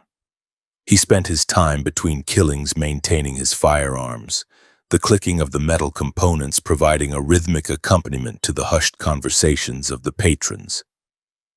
He was a man who had completely merged his identity with the lethality of his office. One particular evening involved a group of 3 miners who had arrived from the hills with a significant quantity of silver ore. They were cautious men who sat in a corner booth speaking in low tones and avoiding the gaze of the men at the bar. Ace Moyer signaled to Long, who approached the booth and demanded that the miners show their identification papers, a requirement that did not exist in the territory. When the miners protested that they were citizens of the United States and had done nothing wrong, Long used the heavy barrel of his revolver to strike the eldest man across the temple. The skin split instantly, revealing the white of the skull before the blood began to flow down the man's face in a thick, warm stream. The other 2 miners rose to defend their companion, but they were met by the muzzles of Long's deputies, who had moved into position behind them. Long fired 3 times in rapid succession, the metal slugs hitting the men in the torso and neck with the sound of a hammer striking wet leather. One miner was hit in the carotid artery, causing a fountain of blood to spray against the mirrored back bar, the red liquid, obscuring the reflections of the horrified onlookers. The men collapsed onto the table, their bodies twitching in the final throes of life as the life drained out of them and soaked into the wood. The silver ore was removed from their pockets and placed in the safe behind the bar before the bodies were removed to the alley. The back alley of the Belle of the West became a graveyard of the discarded, a narrow strip of land where the refuse of the syndicate was piled until it could be moved to the prairie. The frozen ground made it impossible to dig deep graves, so the remains were often covered with nothing more than a few inches of dirt and rocks. In the mornings, the stray dogs of Laram would gather in the alley, their yapping providing a grim reminder of the night's activities. The townspeople began to avoid the street that ran behind the saloon, as the stench of decay was pervasive even in the cold of winter. The Syndicate operated with total impunity, knowing that the local law and the judicial system were entirely under their control. Ace Moyer managed the distribution of the stolen wealth, ensuring that the local officials received a large enough percentage to maintain their silence. He held meetings in the private rooms upstairs, where the sound of the piano from below muffled the details of the criminal transactions. He was a man who viewed human life as a commodity, no different from the whiskey he sold or the land titles he forged. He viewed Steve Long as his most valuable asset, a tool that allowed him to eliminate any obstacle to his profit. The two men shared a mutual understanding of the necessity of violence, though Long was the only one who seemed to truly enjoy the physical act of the kill. The vulnerability of the railroad workers was exploited with a renewed intensity during the holiday season. These men were often lonely and sought companionship in the saloons of Laram, making them easy targets for the Syndicate's trap. Long would watch for the men who spent the most money on drinks, identifying them as the ones who likely had the largest savings.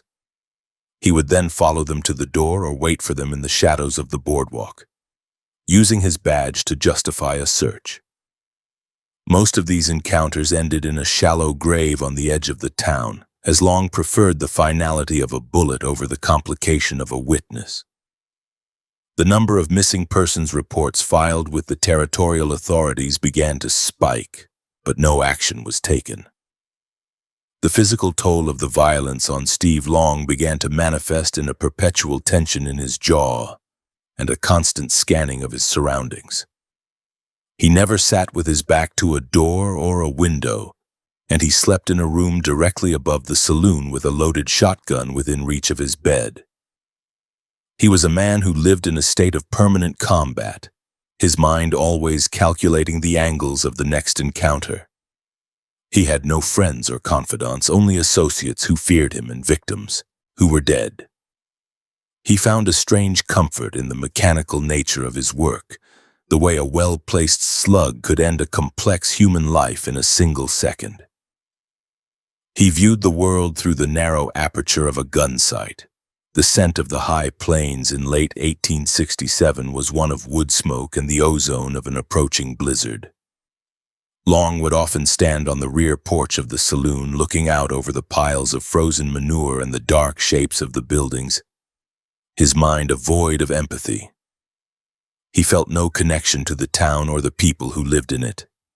They were merely the environment in which he operated. He reached into his pocket and felt the cold metal of a spent brass casing, a habit he had developed as a way of grounding himself in the reality of his power.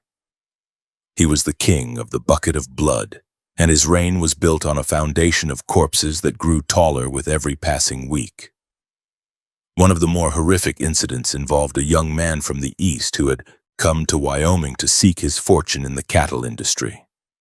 He was a boisterous individual who spoke loudly of his plans and displayed a large gold watch that had been a gift from his father. Long waited until the man was heavily intoxicated before approaching him and claiming that the watch had been reported stolen from a local merchant. When the young man refused to hand over the timepiece, Long gripped him by the hair and slammed his face into the edge of the bar. The sound of the man's nose shattering was audible over the music of the fiddle, a sharp crack that silenced the nearby patrons. Long then dragged the dazed man toward the back of the room, ignoring his pleas for mercy. In the privacy of the storage area, he shot the man through the heart and removed the gold watch, along with several $100s in currency. He then instructed his deputies to move the body to the prairie and bury it in a spot where the coyotes would do the work of disposal. The young man's family would write dozens of letters to the town authorities over the next year. but they would receive nothing but denials of his ever having been in Laramie. To the syndicate, he was just another source of revenue that had been successfully extracted and discarded. The systematic intimidation of the local merchants continued as Long would enter their shops and demand tax payments for the protection provided by the marshal's office. If a shopkeeper hesitated, Long would systematically destroy their inventory, using his pistols to shatter jars of preserves and mirrors. He would stand in the center of the wreckage and wait for the owner to produce the money, his presence a silent promise of further violence if the demands were not met. The merchants learned that it was cheaper to pay the syndicate than to risk the destruction of their livelihoods or their lives. The town of Laramie was being slowly bled dry by the men who wore the badges of the law. The vulnerability of the incoming immigrant families was another target for Long's cruelty. He would meet the wagons as they arrived in the town, demanding that the settlers pay an entry fee to the municipality. Those who could not pay were forced to sell their livestock or equipment to the Moyer brothers for a fraction of their value, leaving them stranded and destitute in a harsh environment. Long enjoyed the power he held over these people, the way their faces paled when they saw the revolvers at his hips. He viewed them as a weak and inferior population that existed only to be exploited by those with the strength to do so. His lack of a moral compass was absolute. The physical layout of the Belle of the West was designed to facilitate these crimes with secret passages and hidden rooms where the syndicate could store stolen goods and conduct private executions. The cellar was a damp, dark space where the sound of the railroad above was a constant vibration in the stone walls. Long used the cellar as a temporary holding cell for those he intended to interrogate or kill, the cold and the darkness providing an effective means of breaking their spirit. He would descend into the gloom with a single candle, the light reflecting off the steel of his weapons as he approached his victims. He was the nightmare that the citizens of Laramie feared to mention. As the year 1867 progressed toward its conclusion, the reputation of the bucket of blood spread throughout the territory as a place of extreme danger. Professional gunmen and outlaws began to avoid the establishment, realizing that the Deputy Marshal was more lethal than any criminal. This suited the Moyer brothers as it ensured that their primary targets remained the vulnerable and the wealthy who were less likely to offer resistance. The syndicate was a highly efficient engine of murder and theft, operating with a level of coordination that was rare on the frontier. Steve Long was the primary engineer of this machine, his lethality providing the energy that kept it moving. The scent of the taproom during the height of an evening's business was a suffocating mix of spilled beer, wood smoke, and the metallic tang of the weapons that every man carried. Long moved through this environment with a predatory grace, his eyes never stopping in their constant scan of the crowd.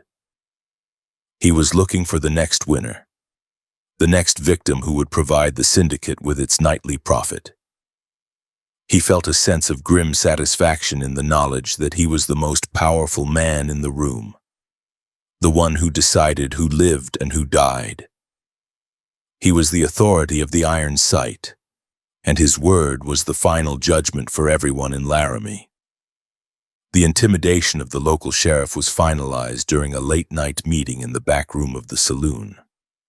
The sheriff was an older man who had seen much violence in his life, but he was no match for the combined power of the Moyer brothers and Steve Long. Long placed his revolver on the table between them and told the man that his continued interference in the syndicate's affairs would result in a permanent vacancy in his office. The sheriff, realizing that he had no support from the corrupted local government, agreed to stay out of the saloon district and allow Long to handle all matters of law enforcement within its boundaries. This agreement gave the syndicate total control over the heart of the town. Stephen Long's mental state during this period was characterized by a total absence of guilt or reflection. He did not think about the men he had killed or the families he had destroyed.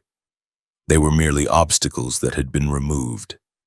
He viewed his life as a series of tactical maneuvers intended to secure his position and increase his wealth. He found a sense of purpose in the application of lethal force, a feeling of clarity that he had first experienced on the battlefields of the Civil War. He was a man who had been created by the violence of his time, a perfect specimen of a dark and bloody era. He was exactly where he wanted to be. The physical presence of the Belle of the West remained a symbol of the Syndicate's dominance, its elegant facade masking the horrors that occurred within its walls. The cherry wood bar was polished every morning, and the brass chandeliers were kept shining, creating an illusion of order and prosperity. This was the gilded trap that lured in the unsuspecting, the bait that allowed the Moyer brothers to extract the wealth of the territory. The citizens of Laram moved past the saloon with their heads down, their eyes averted from the swinging doors and the dark windows. They knew that inside those walls the only law was the whim of the man with the silver star and the ivory-gripped revolvers. Steve Long's maintenance of his weapons remained a solitary and focused task, a ritual that grounded him in the reality of his lethality. He would spend hours in the dim light of his room disassembling his pistols and cleaning each part with a piece of oiled rag. He understood that his life and his power depended on the reliability of these tools, and he left nothing to chance. He checked the tension of the springs and the smoothness of the cylinders, his fingers moving with a practiced ease. He also spent time inspecting the ammunition he used, ensuring that each slug was perfectly seated in its brass casing. He was a craftsman of death, and his tools were always in perfect condition. The Moyer brothers' expansion into the surrounding territory continued as they used the profits from the saloon to purchase more land and water rights. They were building a private empire that would eventually encompass the entire region, with Laramie as its capital. They viewed the town as a stepping stone to greater power and influence in the Dakota Territory, and they were prepared to do whatever was necessary to achieve their goals. Steve Long was the enforcer of this vision, the man who turned their plans into reality through the application of brute force. The Syndicate was an unstoppable force, fueled by the blood of the men who stood in its way. The scent of the high plains in the early winter was cold and carried the promise of more snow. Long would often stand on the boardwalk of the saloon and watch the clouds gather over the mountains, his mind already planning the next series of eliminations. He knew that the winter would bring a different set of challenges, as the cold and the isolation would test the resilience of the community. He intended to use the harsh conditions to further entrench the Syndicate's power, ensuring that the people of Laramie had nowhere else to turn for food, warmth, or protection. The reign of the Badge was only just beginning, and the true extent of his cruelty was yet to be revealed.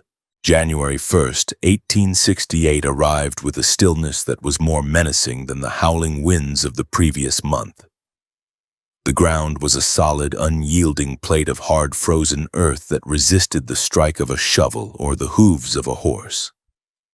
Steve Long stood on the edge of the Laramie settlement, looking out at the vast white expanse where the boundaries between the sky and the earth were blurred by a thick, freezing haze.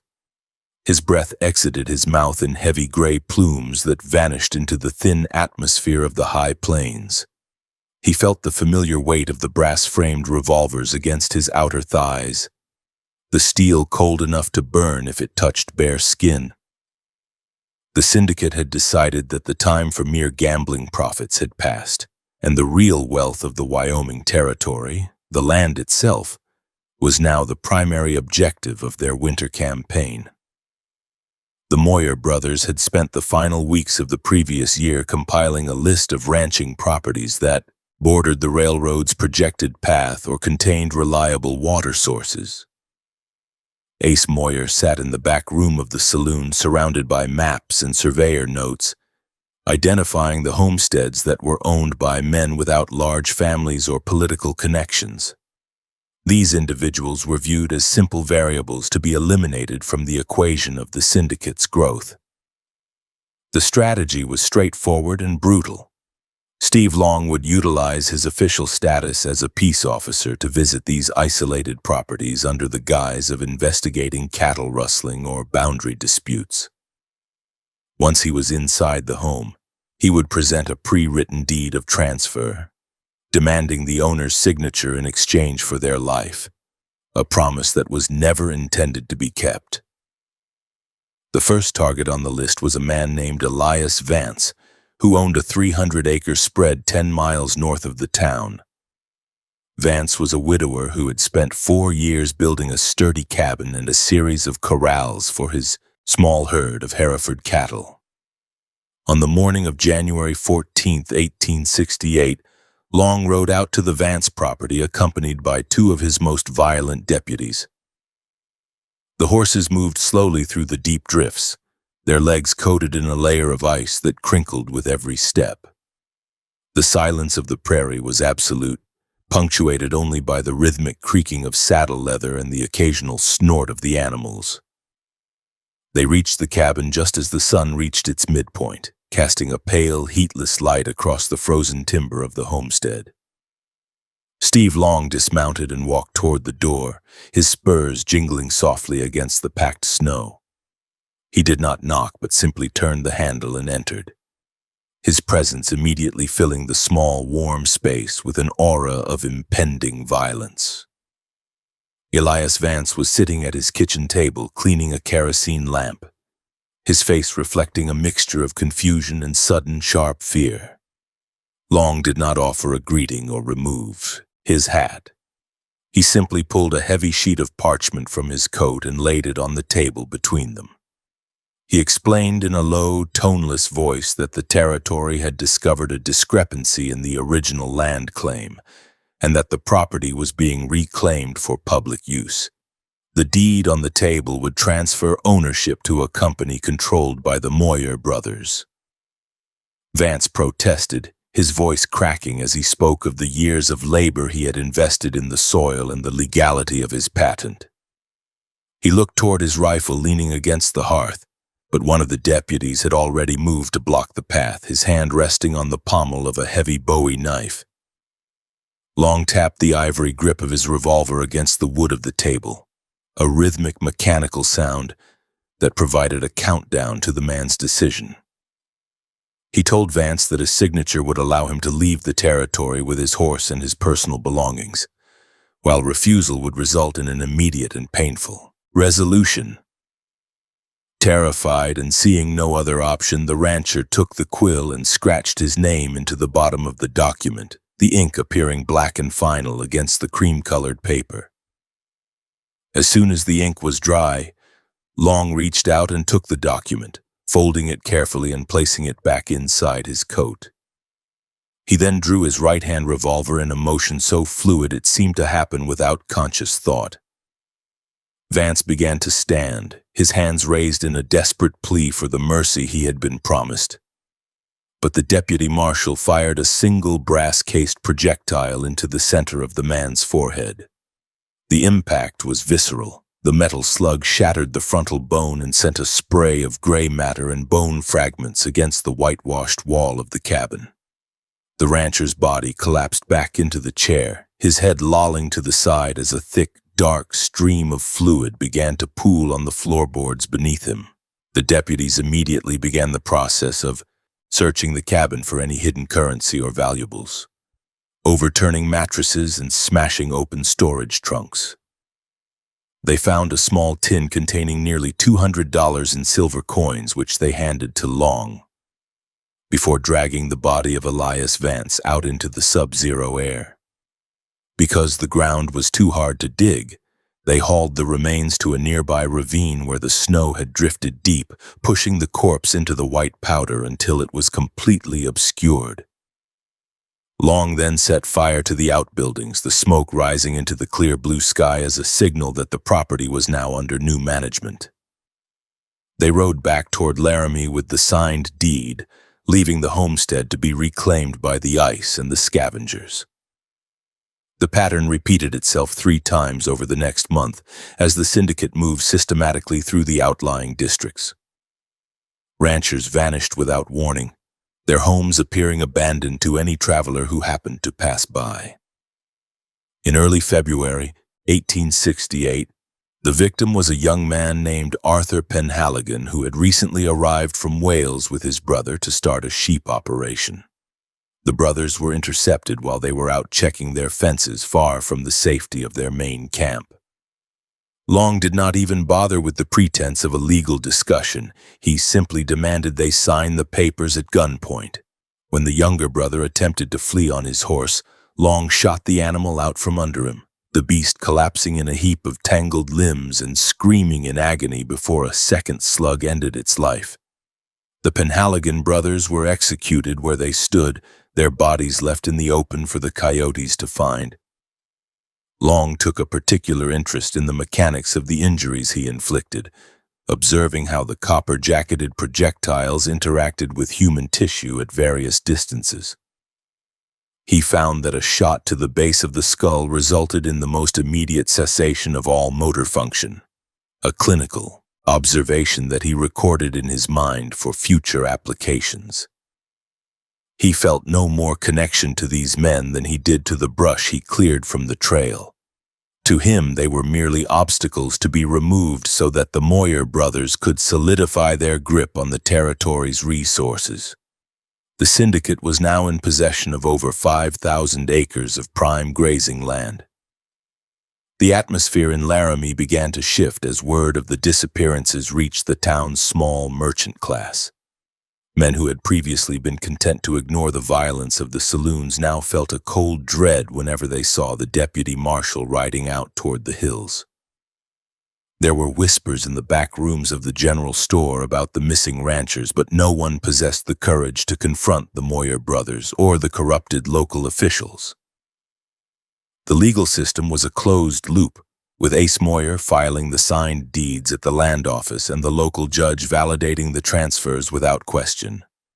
Any inquiry into the whereabouts of the former owners was met with the official explanation that they had sold out and returned to the east. In March 1868, the target was a prosperous cattleman named William Hilliard, who owned a large ranch with a permanent spring. Hilliard was a man of some influence and was known to carry a pair of modern revolvers himself. Long understood that this encounter would require more than just a sudden entry.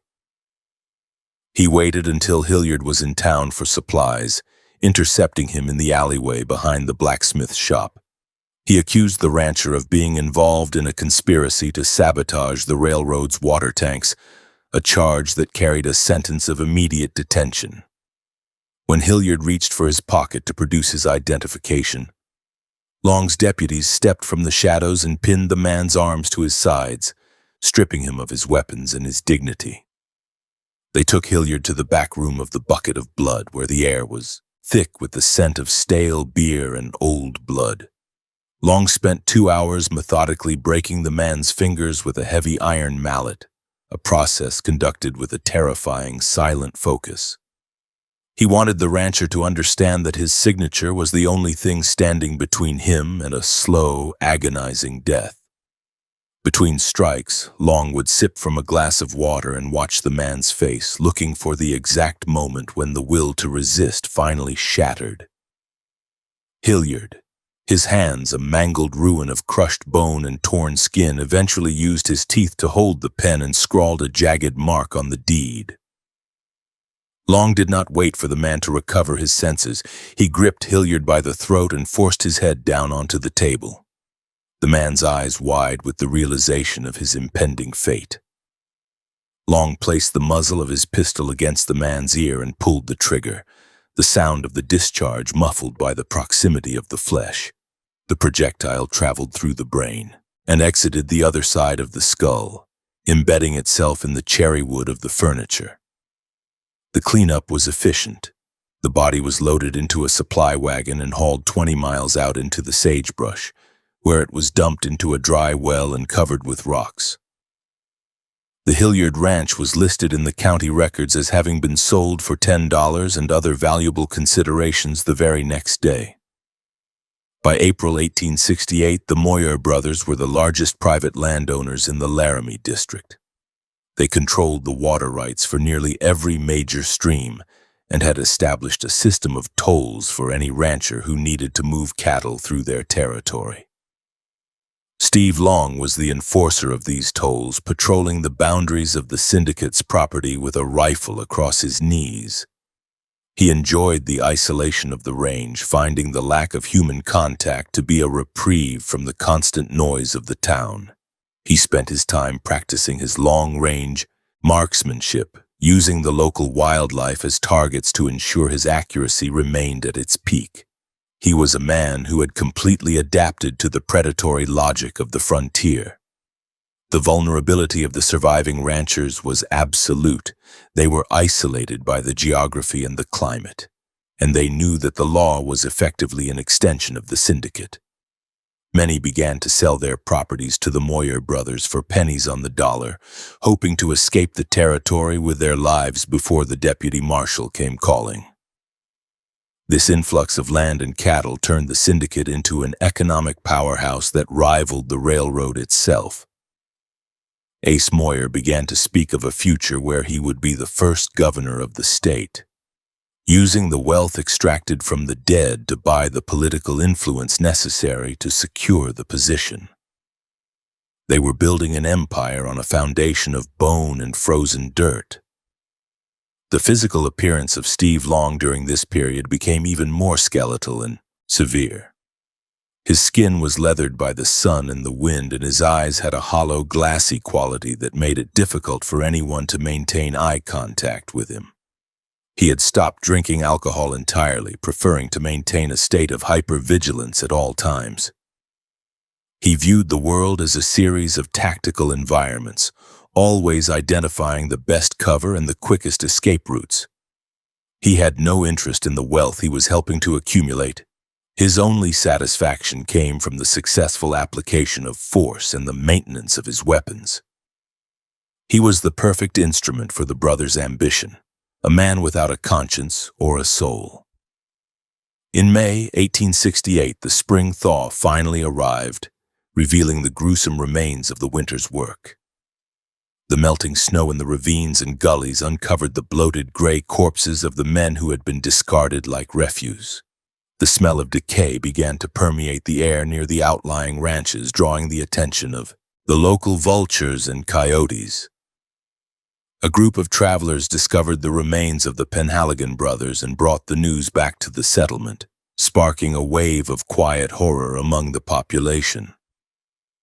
However, when a formal report was made to the marshal's office, Long personally investigated the scene and declared that the men had clearly been killed by Indians, a convenient explanation that shifted the blame away from the syndicate.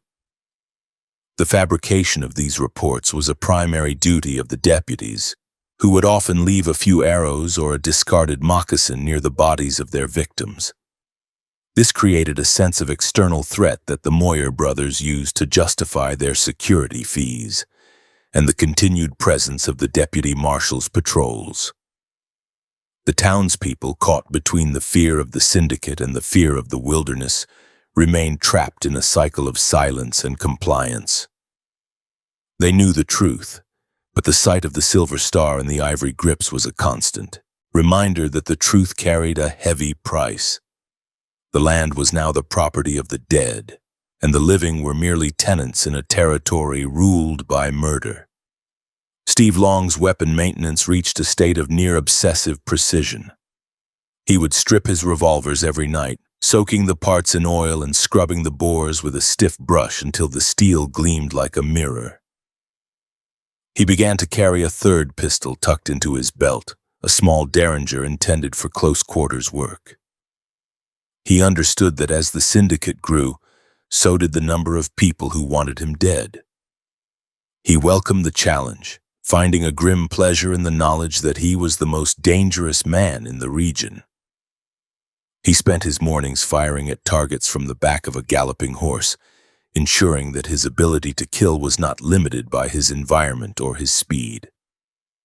The Moyer brothers finalized the construction of a massive stone vault beneath the Belle of the West intended to store the gold and the deeds they had accumulated. This vault was a symbol of their permanence and their belief that their reign would never end. They spent their evenings reviewing the land titles and calculating the potential profits from the upcoming cattle drives. They viewed the ranchers they had killed as necessary sacrifices for the progress of their organization. To them, the Wyoming Territory was a vast, untapped resource that only required the courage to take it by force. They were the architects of a new order, and Steve Long was the iron that held it together. The scent of the prairie in late May was a mixture of damp earth, blooming sage, and the lingering tang of wood smoke from the burnt-out homesteads. Long stood on a ridge overlooking the Hilliard Ranch, watching as a group of Syndicate cowboys moved a herd of cattle into the main corrals. He felt a sense of professional satisfaction in the sight, knowing that the property was now a functional part of the Moyer empire. He reached into his pocket and pulled out a single brass casing, the metal warm from the sun, and rolled it between his fingers. He had successfully cleared the land of its original owners, and he was ready for the next phase of the expansion. The vulnerability of the town's legal structure was exposed when a territorial investigator arrived in Cheyenne to look into the reports of the missing ranchers. Ace Moyer used his connections to ensure that the investigator was steered toward the official records, which showed nothing but legitimate land sales and reports of Indian raids. The investigator, realizing that he was dealing with a deeply entrenched and violent organization, chose to return to the east without conducting a thorough search of the Laramie district. This failure of the higher authorities emboldened the Syndicate, convincing them that they were truly above the law. The reign of the badge had become an impenetrable fortress of corruption. Steve Long's mental state remained focused on the mechanics of his next assignment. He was no longer a man who felt emotions like joy or anger. He was a biological machine programmed for the extraction of wealth and the elimination of life. He did not think about the faces of the men he had killed or the way they had looked at him in their final seconds. He only thought about the weight of the trigger pull and the trajectory of the projectile. He was the personification of the violent impulses that the frontier both demanded and rewarded. He was exactly where he belonged, and he had no intention of ever leaving. The final weeks of May 1868 saw the consolidation of the Syndicate's holdings. They now controlled all of the major grazing lands and water sources within a 50-mile radius of Laramie. They had established their own cattle brand and were preparing to send their first major herd to the railhead in the fall. The town of Laramie was now a company town in every sense of the word, with the Moyer brothers providing the jobs, the entertainment, and the law. The citizens moved through their lives with a cautious, heavy silence, knowing that any word of dissent could result in their names being added to the list of the missing. Steve Long rode back into town as the sun began to set, the long shadows stretching across the dusty thoroughfare. He hitched his horse outside the Belle of the West and walked toward the entrance, his boots thudding against the wooden boardwalk. He stopped for a moment and looked at the silver star pinned to his chest, the metal reflecting the orange light of the dying day. He was the Deputy Marshal, the protector of the peace, and the most prolific killer in the territory.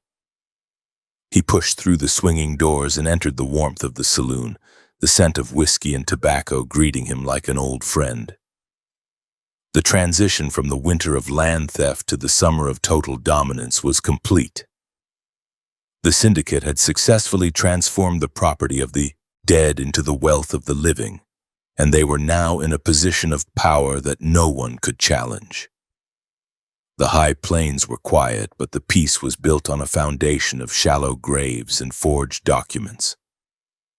The gruesome truth of the Moyer brothers' reign was hidden behind the elegant facade of the Belle of the West and the authority of the iron sight.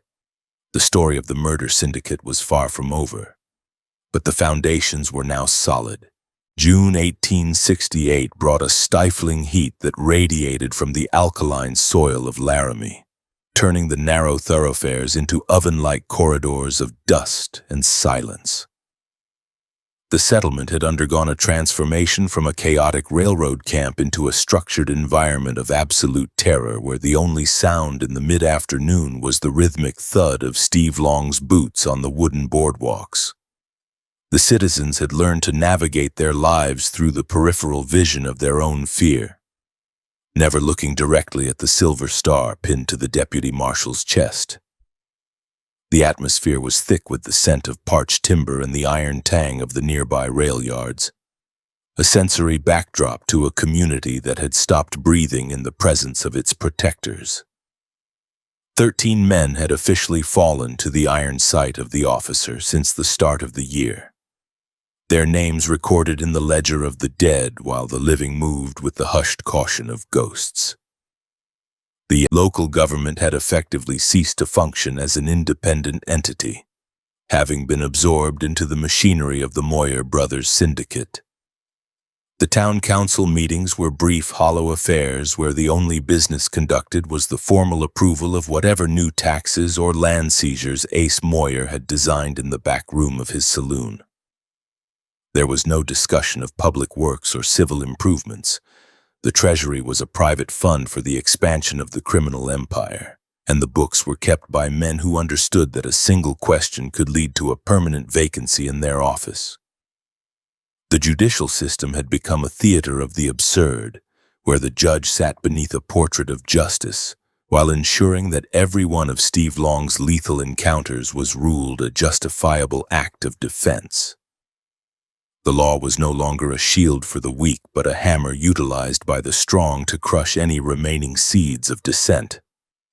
Steve Long spent the long, sun-scorched days of July 1868 stalking the perimeter of the business district, his presence acting as a physical weight that pressed down on the shoulders of every merchant.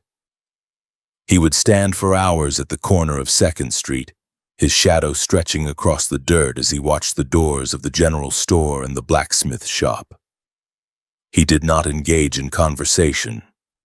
He merely observed with a cold, glassy stare that seemed to strip the skin from those unfortunate enough to pass by. If a man moved too quickly or failed to offer a submissive nod, Long would adjust the hang of his gun belt, the metallic click of the holster a warning that the price of perceived disrespect was an immediate and violent audit of one's mortality. The town was paralyzed by a collective realization that the man wearing the badge was the most dangerous predator in the territory.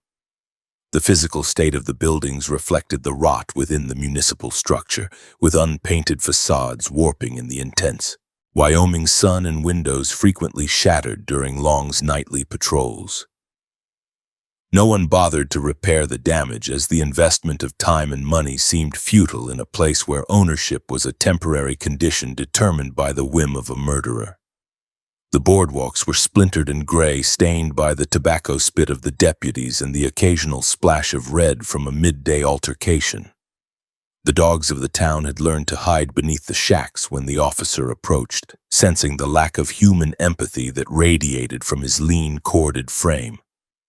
Laramie had become a hollow shell of a city, populated by individuals who had surrendered their autonomy in exchange for the thin hope of seeing the next sunrise. Con Moyer managed the social suppression of the community, moving through the crowds with a false gregariousness that was more terrifying than Long's silence. He would enter a home or a business and speak of the prosperity the railroad brought, all while his eyes scanned the shelves for valuables or his ears listened for the whispers of a rebellion. He acted as the informant for the syndicate, identifying the families who were hiding currency, or the men who had expressed a desire to seek help from the federal authorities in Cheyenne. Once a target was identified, Steve Long would pay a visit in the middle of the night, his boots sounding a funeral march on the porch. These visits never resulted in an arrest.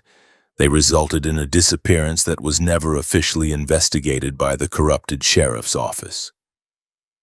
By August 1868, the number of missing persons had reached 7, their absence a silent scream that echoed through the empty chairs of the local churches and the quiet tables of the boarding houses.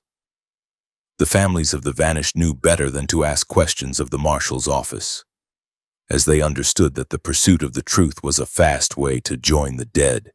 They simply closed their doors and waited, their lives reduced to a series of mechanical tasks performed in a state of constant low-level panic. The mail leaving the town was intercepted and read by the Moyer brothers' agents, ensuring that no word of the atrocities reached the ears of those who might possess the power to intervene. Laram was an island of bone and dust, isolated from the rest of the civilized world by a barrier of fear. The vulnerability of the incoming travelers was a constant source of revenue for the Syndicate, as the railroad continued to deposit fresh targets on the platform every afternoon at 4 o'clock. Steve Long would meet the trains, his silver star glinting in the late evening light as he conducted illegal searches of the passengers' luggage. He would confiscate gold watches, jewelry, and legal tender under the guise of an anti-smuggling ordinance that he had invented on the spot. If a traveler protested, Long would lean in close, the scent of rot-gut whiskey and gun oil on his breath, and inform them that the law in Laramie was exactly what he said it was. Most passengers chose to continue their journey with empty pockets rather than risk a confrontation with the man who carried 3 revolvers and a look of absolute indifference. One particular incident in mid-August involved a former soldier who had arrived with his pension and a desire to start a freight business. The man was a veteran of the same border wars Long had participated in, and he possessed a level of confidence that the locals had long since lost. He refused to hand over his savings, standing his ground on the boardwalk while he demanded to see a written warrant. Long did not argue. He simply drew his right-hand pistol and struck the man across the bridge of his nose with the heavy steel barrel.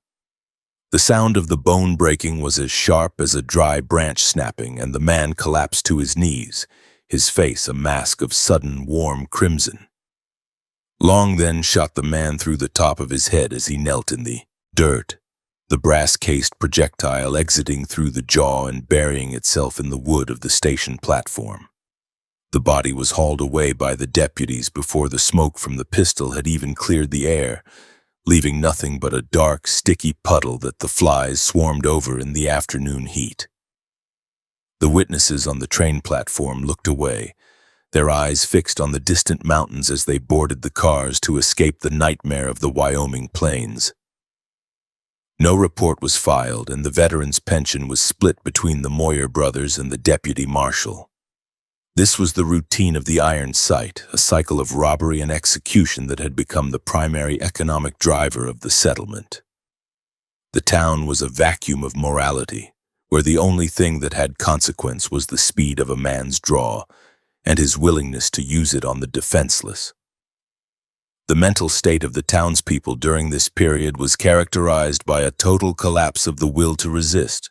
They saw the Moyer brothers in the finest suits, eating the best cuts of beef at the hotel, while the rest of the community struggled to pay the extortionate water rates and protection fees. The contrast was a deliberate psychological tactic intended to demonstrate the futility of honesty in a land ruled by the Syndicate. The citizens began to turn on each other, hoping that by currying favor with the officers they might be spared from the next round of land seizures or midnight visits. Trust had been replaced by a predatory suspicion that eroded the very foundations of the community, leaving every man, woman, and child in a state of absolute isolation. Ace Moyer spent his evenings in the sanctuary of the Bucket of Blood, reviewing the land titles of the recently deceased and planning the next stage of his cattle empire.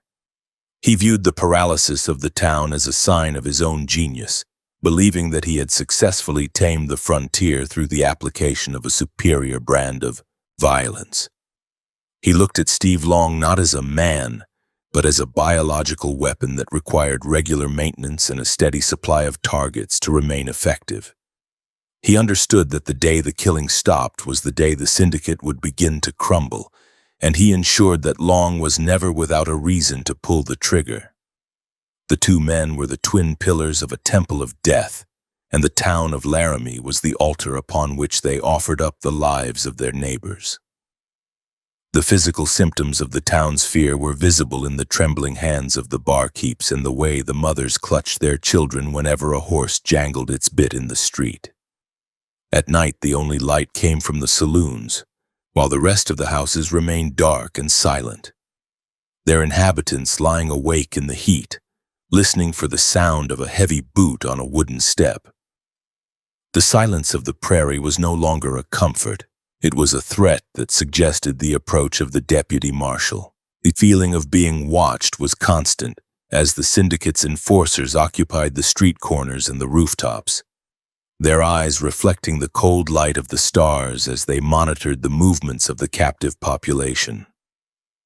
In early September 1868, a young woman whose husband had vanished in July attempted to walk out of the town toward the next railroad station. She carried nothing but a small bag of clothes and a photograph of her wedding day. Steve Long intercepted her 2 miles outside the settlement, his horse kicking up a cloud of white dust as he circled her on the trail. He did not speak to her, but his presence was enough to send her back toward the center of the town, her spirit finally broken by the realization that Laramie was a prison from which there was no escape. She returned to her empty home and was never seen in public again, another victim of the paralysis that had gripped the community. The syndicate did not just take lives, it took the hope of a future. The smell of the town in the late summer was a suffocating mix of rotting waste, stale alcohol, and the ozone that preceded the sudden, violent thunderstorms of the high country. These storms would wash the dust from the streets but could not cleanse the stain of the murders that occurred with a grim regularity. The water in the town wells was often tainted by the refuse of the slaughterhouses the Moyer brothers controlled, leading to outbreaks of sickness that the local physician was too terrified to properly report. The health of the population was a secondary concern to the wealth of the syndicate, and those who were too weak to work or pay their fees were simply ignored until they succumbed to the environment or the gun. Steve Long's routine remained as mechanical as the firearms he cleaned every morning. He would wake at 6 o'clock, check the cylinders of his revolvers, and begin his rounds of the business district. He took his meals alone, sitting with his back to the wall and his eyes on the door, his hand never moving more than 6 inches from his holster.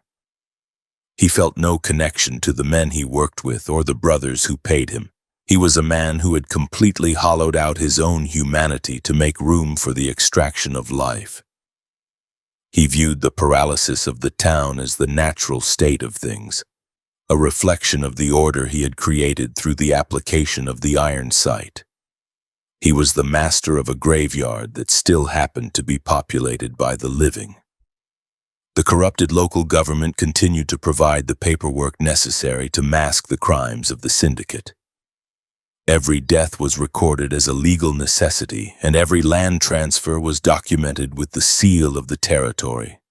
The Moyer brothers were building a paper trail of legitimacy that they believed would protect them from any future investigation. They had even begun to talk about incorporating Laramie as a city, with Ace as the mayor and Steve Long as the permanent chief of police. This move would have finalized their control, turning the murder syndicate into the official governing body of the region. They were architects of a darkness that was expanding with every passing day, fueled by the silence of the paralyzed citizens. One specific killing in September involved a blacksmith who had been heard complaining about the quality of the coal the syndicate forced him to purchase. Long visited the forge at 3 o'clock in the afternoon while the man was hammering a piece of glowing iron on the anvil. Without a word, the deputy marshal reached over and grabbed the man's hand, forcing it onto the red-hot metal. The sound of the flesh searing was followed by a scream that could be heard 3 blocks away, but no one came to the man's aid. Long then shot the blacksmith in the chest, the metal slug passing through the lungs and exiting through the shoulder blades. He left the body slumped over the anvil, the heat of the forge continuing to cook the remains until the scent of burnt meat filled the shop. The impact of this particular murder was the final blow to the morale of the town's craftsmen. They realized that even the smallest complaint about the syndicate's business practices would result in a horrific and public execution. They began to work in a state of total silence, their eyes fixed on their tasks, their movements hurried and jerky. The economic life of the town had become a series of transactions conducted in fear, with the Moyer brothers taking a percentage of every dollar that changed hands. The paralysis was now total, extending from the political offices to the lowliest workshops. Laramie was a machine that produced wealth for 3 men and death for everyone else. The vulnerability of the local law enforcement was evident in the way the other deputies behaved in Long's presence. They were men who had been recruited for their lack of a conscience, yet they were visibly shaken by the clinical way the Deputy Marshal conducted his business. They followed his orders without question, knowing that any hesitation would result in them being added to the list of the missing. They were the hounds of the syndicate, but they were also its prisoners, trapped in a cycle of violence from which there was no exit. They spent their nights in the saloons, drinking themselves into a stupor to forget the things they had seen and done under the cover of their badges. By the end of September 1868, the number of confirmed kills attributed to the iron sight of Steve Long had reached 15, with many more suspected disappearances. The town of Laramie was a monument to the success of a murder syndicate that operated with the full support of the legal system. The Moyer brothers were the wealthiest men in the territory, their empire built on a foundation of stolen land and spilled blood. The paralysis of the population was their greatest achievement, ensuring that no one would ever stand against them or speak the truth of what was happening on the Wyoming plains. The high country was quiet as the first hints of autumn began to cool the air. But the peace was the silence of a people who had been broken beyond repair. Steve Long stood on the boardwalk of the Bucket of Blood as the sun set on the final day of September, his eyes tracking the movement of a lone rider on the horizon. He felt a sense of grim satisfaction in the knowledge that he was the most powerful man in the region, a predator who had successfully turned a town into his private hunting ground. He reached into his pocket and felt the cold metal of a brass-cased projectile, a habit that grounded him in the reality of his power. He was the law, the judge, and the executioner, and the paralysis of Laramie was the ultimate proof of his dominance. The reign of the iron sight would continue, and the gruesome truth would remain buried beneath the dust of the high plains until the day the town finally found the courage to scream. The atmosphere in the saloon behind him was one of forced celebration, with the music of the fiddle and the shouts of the gamblers masking the underlying dread. Every man in the room knew that they were only alive because the syndicate had not yet decided that their time was up. They drank and they laughed, but their eyes were always on the door, watching for the silver star and the ivory grips of the man who ruled their lives. The Moyer brothers sat in their usual booth, their faces lit by the glow of the expensive cigars they smoked, the architects of a frontier hell that was functioning with a perfect lethal efficiency. Laramie was a town paralyzed by the very men who were sworn to protect it, a community that had been murdered from the inside out. The final relevant event of the month was recorded in the official marshal's log with the same toneless brevity that Long applied to everything else. All municipal ordinances enforced, no significant disturbances reported. This lie was the official version of the history of Laramie, a record of peace that was written in the blood of 15 men. The truth was hidden in the shallow graves on the prairie and the terrified hearts of the survivors, a gruesome reality that no one dared to acknowledge. The syndicate was a machine that never stopped grinding, and the town of Laramie was its primary source of fuel. The paralysis would last as long as the iron sight remained the only law in the territory. As the midnight hour approached, Long turned and walked back into the warmth of the saloon, the heavy doors closing behind him with a final echoing thud. He found his place at the bar and waited for the barkeep to pour his water, his eyes never stopping in their constant scan of the room. He was ready for whatever the next month might bring, confident in his ability to maintain the state of terror that had made the Moyer brothers the kings of the plains. The silver star on his chest caught the light of a nearby lamp, reflecting a jagged flash of silver into the darkness of the room. He was the law, and in Laramie, the law was death. The scent of the high plains in the early morning was cold and carried the promise of a long winter. Long would often stand on the outskirts of the town and watch the light change on the Medicine Bow Mountains, his mind a void of empathy. He felt no connection to the town or the people who lived in it. They were merely the environment in which he operated. He checked the cylinders of his revolvers one last time, the clicking of the metal the only sound in the stillness of the dawn. He was the finished product of a decade of brutality, and he was exactly where he wanted to be. The foundations of the frontier hell were now solid, and the architects were ready to begin the final phase of their work. The transition from the summer of paralysis to the autumn of the final confrontation was beginning to take shape in the shadows of the settlement. While the town appeared defeated, a small group of men had begun to meet in the back room of a cabin on the edge of the prairie, their voices hushed by the fear of discovery. They were the remnants of the community's conscience, the last few individuals who were willing to risk everything to end the reign of the Syndicate. They knew that a direct confrontation with Steve Long was a suicide mission, but they also knew that the paralysis of Laramie could not last forever. The gruesome truth was starting to surface, and the town was beginning to stir in its sleep. Steve Long sensed the change in the air, a subtle shift in the energy of the town that suggested the arrival of a new threat. He increased his patrols and instructed his deputies to be even more aggressive in their enforcement of the municipal ordinances. He wanted to ensure that the paralysis remained total, that no one would ever find the courage to stand against him. He spent his nights in the alleyways, watching the dark windows for any sign of movement, his hand always on the grip of his pistol. He was the guardian of the Syndicate's power, and he would kill as many men as necessary to maintain the order he had created through the application of the iron sight. The year 1868 was moving toward its violent conclusion, and the Moyer brothers were in a position of total, unquestioned dominance.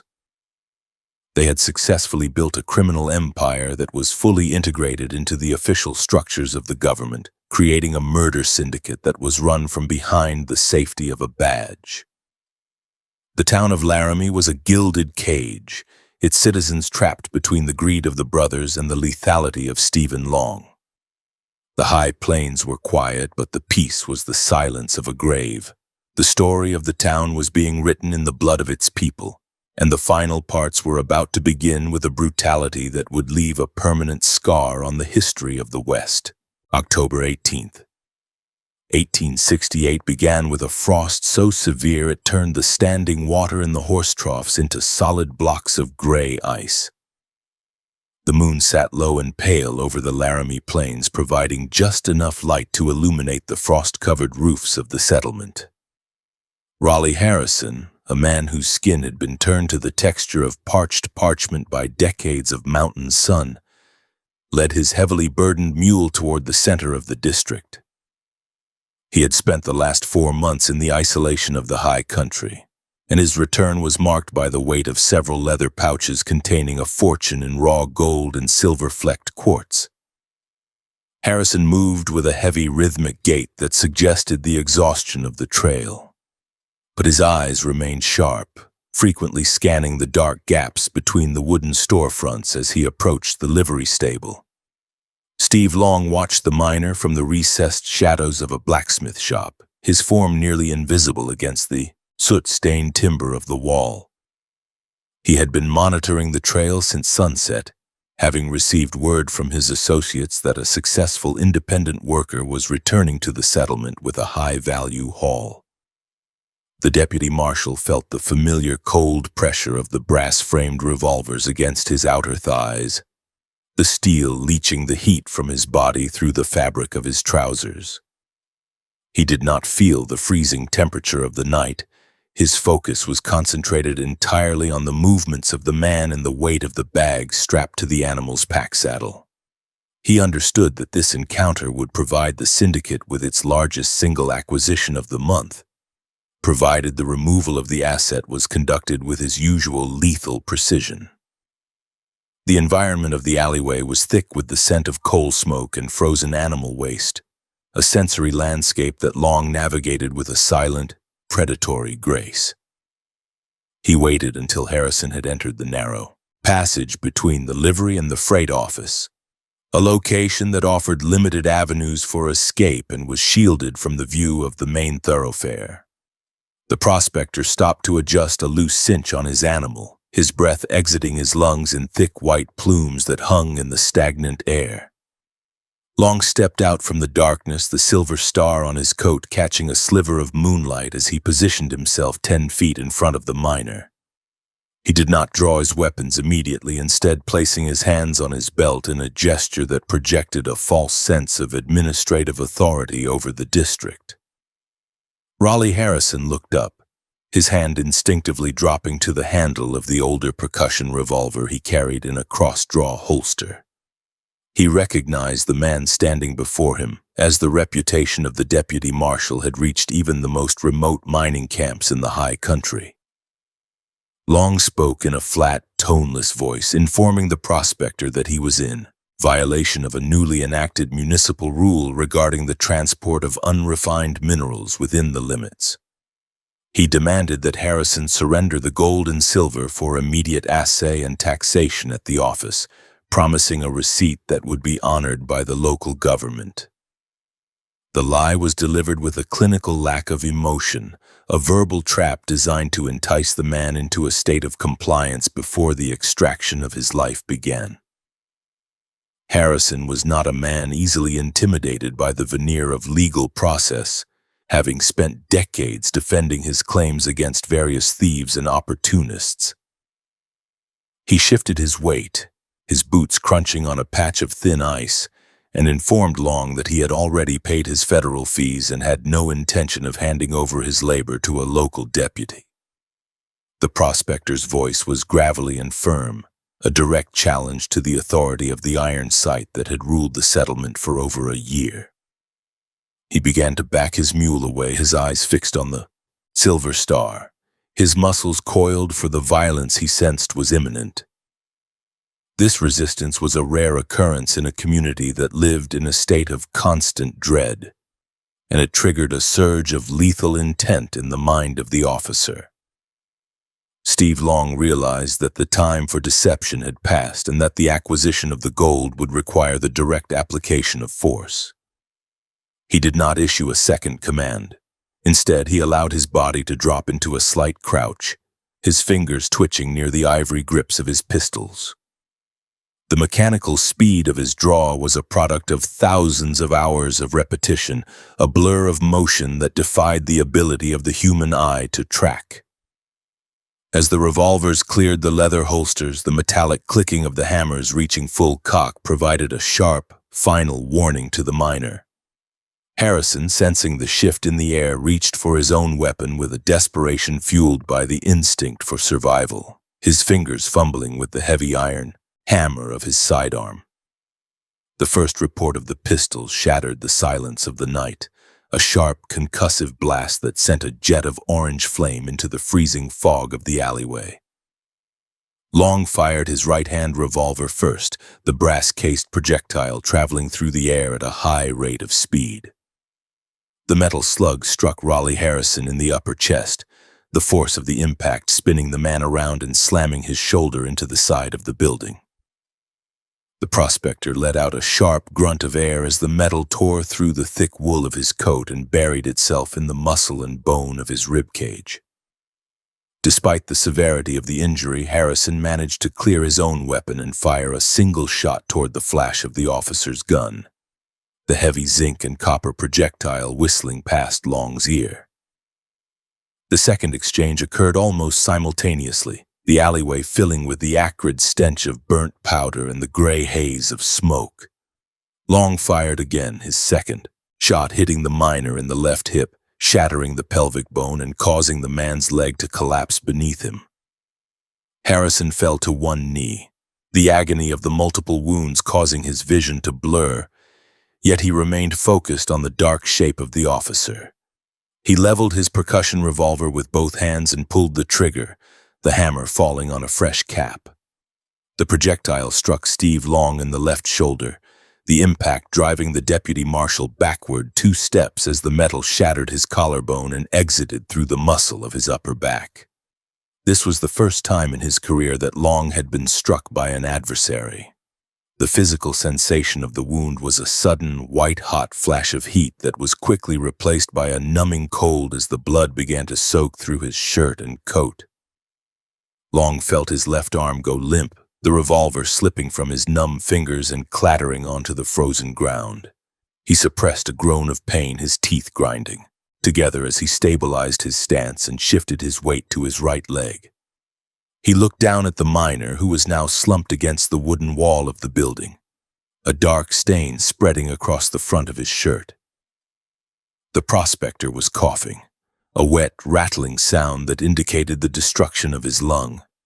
Yet he was still trying to cock his revolver for a third shot. Long raised his right-hand pistol with a deliberate slow motion, his focus narrowing until the only thing in the world was the iron sight and the center of Harrison's forehead. He ignored the throbbing pulse in his shoulder and the warmth of the fluid running down his arm. He pulled the trigger one final time, the hammer striking the firing pin with a mechanical finality. The projectile traveled the short distance and struck the miner between the eyes, the metal expanding upon entry and exiting through the rear of the skull in a spray of bone fragments and gray matter. The sound of the man's head striking, the wooden siding of the office, was a dull thud that signaled the end of the resistance. The silence returned to the alleyway, broken only by the braying of the mule and the soft hiss of the officer's labored breathing. Long stood motionless for a full minute, waiting for his heart rate to slow and for the initial shock of his injury to subside. He looked at the body of Raleigh Harrison, the man's eyes wide and glassy in the moonlight, his life having been extracted in a matter of seconds. The Deputy Marshal felt no remorse for the killing, only a grim irritation at the fact that he had been wounded. He reached up with his right hand and touched the jagged hole in his coat, his fingers coming away wet and dark with his own fluid. He struggled to move toward the mule, his balance compromised by the loss of function in his left arm. Every step sent a jolt of agony through his torso, the shattered pieces of his collarbone grinding together with a distinct crunch. He reached the animal and used his right hand to unbuckle the leather straps that held the heavy pouches to the pack saddle. The weight of the gold was substantial, nearly 40 pounds of ore and dust that represented the fortune Harrison had died to protect. Long slung the bags over his good shoulder, the strain causing a fresh torrent of blood to leak from his wound and run down the small of his back. He did not look at the miner again as he began the slow, tortuous walk back toward the center of the settlement. The journey of 300 yards felt like miles as the cold air bit into his exposed skin and the blood began to freeze against his clothing. He stayed in the shadows, avoiding the few pedestrians who were still moving through the thoroughfares at this hour. He reached the rear entrance of the saloon, his strength beginning to fail as the loss of fluid took its toll on his system. He kicked the door with his boot, the wood vibrating under the impact, until one of his deputies opened it and looked out into the darkness. The man's eyes widened as he saw the blood-soaked form of the Deputy Marshal and the heavy bags of gold he carried into the light. They brought him into the back room and laid him on a wooden table, the light from a single kerosene lamp illuminating the severity of his injury. Ace Moyer entered the room, his face reflecting a mixture of concern for his enforcer and greed for the gold that now sat on the floor. He ordered one of the men to fetch a doctor who was known to keep his mouth shut, while he personally cut away Long's coat and shirt to inspect the damage. The wound was a clean pass-through, the metal slug having missed the major arteries but causing extensive damage to the bone and muscle. The exit wound in his back was a jagged opening that continued to seep a dark stream onto the table. Steve Long remained conscious during the examination, his eyes fixed on the ceiling, his breathing shallow and rapid. He refused the offer of whiskey for the pain, wanting to maintain his mental clarity as the realization of his mortality began to set in. He had spent years viewing himself as an invulnerable force of nature, a predator that could not be touched by the prey he hunted. The hole in his shoulder was a physical contradiction of that belief, a reminder that even the authority of the iron sight could be challenged by a man with enough courage. He felt a simmering rage toward the dead miner, not for the resistance itself, but for the weakness it had exposed in his own armor. The doctor arrived 20 minutes later, a trembling man with a black bag who had been dragged from his bed at gunpoint. He began the process of cleaning the wound with carbolic acid, the chemical stinging the raw tissue and causing Long's body to tense against the table. The physician used a pair of silver forceps to remove the fragments of bone and clothing that had been driven into the muscle, a procedure that lasted for nearly an hour. Throughout the ordeal, the Deputy Marshal did not make a sound, his silence a testament to the hardening of his character during the years of war and frontier violence. He watched the doctor's hands with a predatory intensity, as if he were memorizing the man's features for future retribution. Once the wound was bound with tight strips of linen, Long insisted on sitting up, despite the protests of the doctor and his brothers. He wanted to see the gold, to confirm that the price he had paid was worth the acquisition. Ace Moyer opened the leather pouches and poured a stream of yellow dust and silver-flecked quartz onto the table, the precious metals gleaming in the lamplight. The value was estimated to be nearly $8,000, a sum that would fund the Syndicate's operations for months. Long reached out with his right hand and ran his fingers through the cool, heavy grains of the gold, a thin smile touching his lips for the first time. The news of the gunfight began to circulate, and through the settlement the following morning, though the official version of the story was heavily redacted. The marshal's office issued a statement claiming that the officer had been attacked by a desperate outlaw while attempting to serve a warrant, and that the assailant had been killed in the ensuing struggle. No mention was made of the gold or the fact that the outlaw was a respected local prospector. The body of Raleigh Harrison was buried in a nameless grave on the edge of the prairie before the sun had fully risen, his equipment and his mule taken as government property. The citizens of Laramie listened to the report with a familiar silence, knowing the truth but lacking the means to speak it. The physical recovery of Steve Long was a slow and grueling process that took place in a private room above the taproom. He spent the final weeks of October 1868 in a state of semi-isolation, his left arm bound in a sling and his body racked by frequent fevers. He used the time to reflect on the encounter, analyzing every movement and every shot to identify where he had failed. He realized that he had allowed his overconfidence to cloud his judgment, and that his reliance on fear had not been enough to stop a man who had nothing left to lose. He vowed that he would never again allow an adversary to draw their weapon, and that his future applications of force would be even more sudden and final.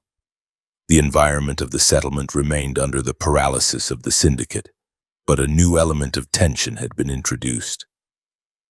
The sight of the wounded Deputy Marshal, his arm in a sling and his face even more gaunt than before, served as a reminder that the regime was not invincible. People began to talk in hushed tones about the prospectors' resistance, finding a small spark of hope in the fact that someone had finally struck back. The Moyer brothers sensed this shift in the atmosphere and increased the frequency of the patrols, their enforcers moving through the thoroughfares with a renewed level of aggression. They wanted to ensure that the spark did not grow into a flame that could consume their empire. Steve Long returned to his duties in early November, his left arm still weak but his right hand as lethal as ever. He moved with a stiffness in his shoulder that served as a constant reminder of the night in the alleyway. He carried himself with an even greater level of coldness, his eyes scanning the crowds for any sign of the same defiance he had seen in Harrison. He sought out the friends and associates of the dead miner, conducting a series of brutal sessions to ensure that no one was planning a retaliatory strike. He was no longer just an officer of the law. He was a wounded predator looking to re-establish his dominance over his territory through the weight of his reputation. The scent of the high plains was turning toward the deep winter, the air carrying the smell of wood smoke and the ozone of an approaching blizzard. Long stood on the boardwalk of the saloon, his silver star catching the pale light of the afternoon sun.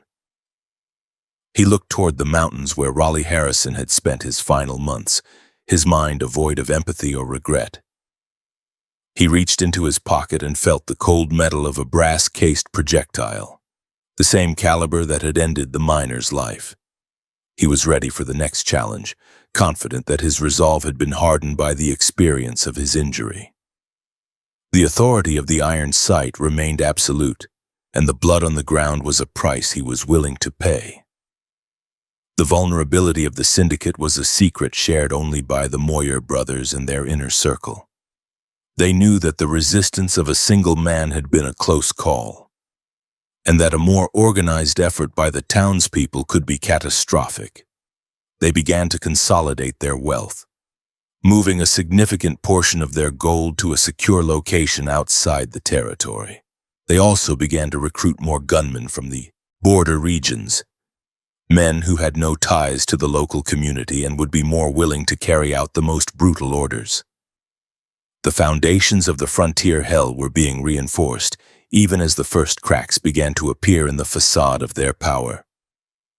The physical presence of the bucket of blood remained the center of the town's social and economic life, a place where the rules were written in whiskey and blood.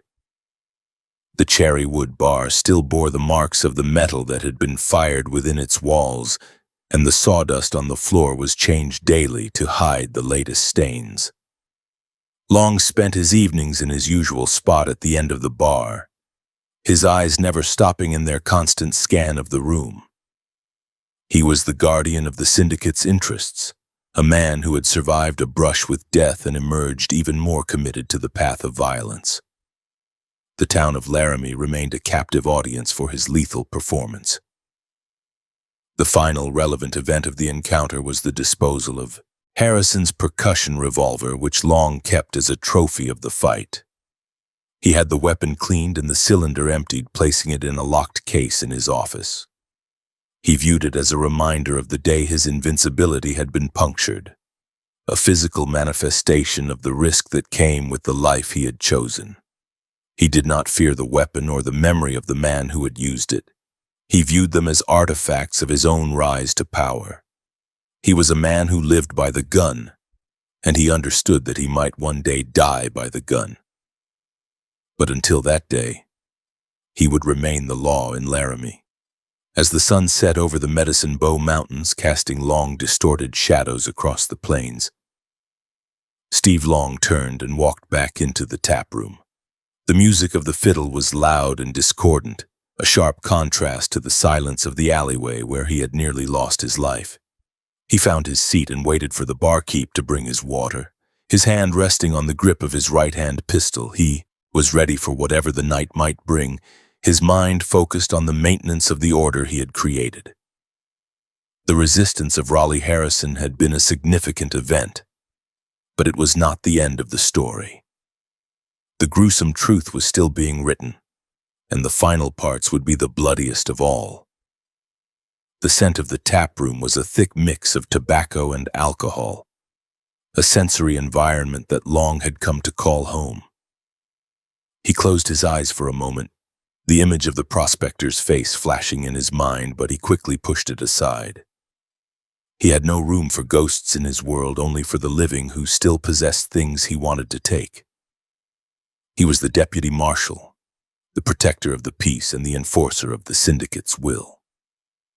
The iron sight was his only true companion, and as long as he could pull the trigger, he would remain the most powerful man in the Dakota Territory. The reign of the badge would continue regardless of the cost in human life. October 20th, 1868 arrived with a heavy silence that seemed to press against the thin wooden walls of the room above the saloon where Stephen Long lay in a state of agitated recovery. The clock on the bedside table ticked toward 3:30 in the afternoon, its rhythmic sound providing the only measure of time in a world defined by the throbbing pain in his left shoulder. Outside, the town of Laram moved with its usual mechanical indifference. But within the walls of the Syndicate's headquarters, the atmosphere had shifted from one of absolute confidence to one of guarded suspicion. Long watched the dust motes dancing in a single shaft of sunlight, his right hand never moving more than 3 inches from the ivory-gripped revolver that rested on the coverlet. He understood that his injury had done more than just damage his bone and muscle. It had punctured the myth of his invulnerability, creating a microscopic fissure in the foundation of the empire he had helped to build. Alice Moore, the woman who had served as Long's companion and fiancée for several months, moved quietly through the room as she prepared a fresh dressing of linen and carbolic acid. She was a woman of sharp features and a cautious temperament who had learned to navigate the volatility of the Deputy Marshal with a combination of silence and efficiency. As she began to unravel the stained bandages from his shoulder, the scent of the infection and the sharp tang of the acid filled the small space, causing Long to tense his jaw against the sudden surge of agony. Alice watched his face, her eyes searching for any sign of the man behind the killer, but she found only the same cold, glassy stare that had defined his presence in Laramie since his arrival. The physical reality of the wound, a jagged purple opening surrounded by inflamed tissue, was a testament to the fact that the iron sight could be challenged and beaten by a man with enough desperation. During the quiet hours of the afternoon on October 21st, 1868, the fever took hold of Long's system, causing his mind to drift into a state of semi-lucidity, where the boundaries between reality and the darkness of his past began to blur. In this vulnerable state, he began to speak in a low, raspy whisper, the words escaping his lips without the usual filter of his iron discipline.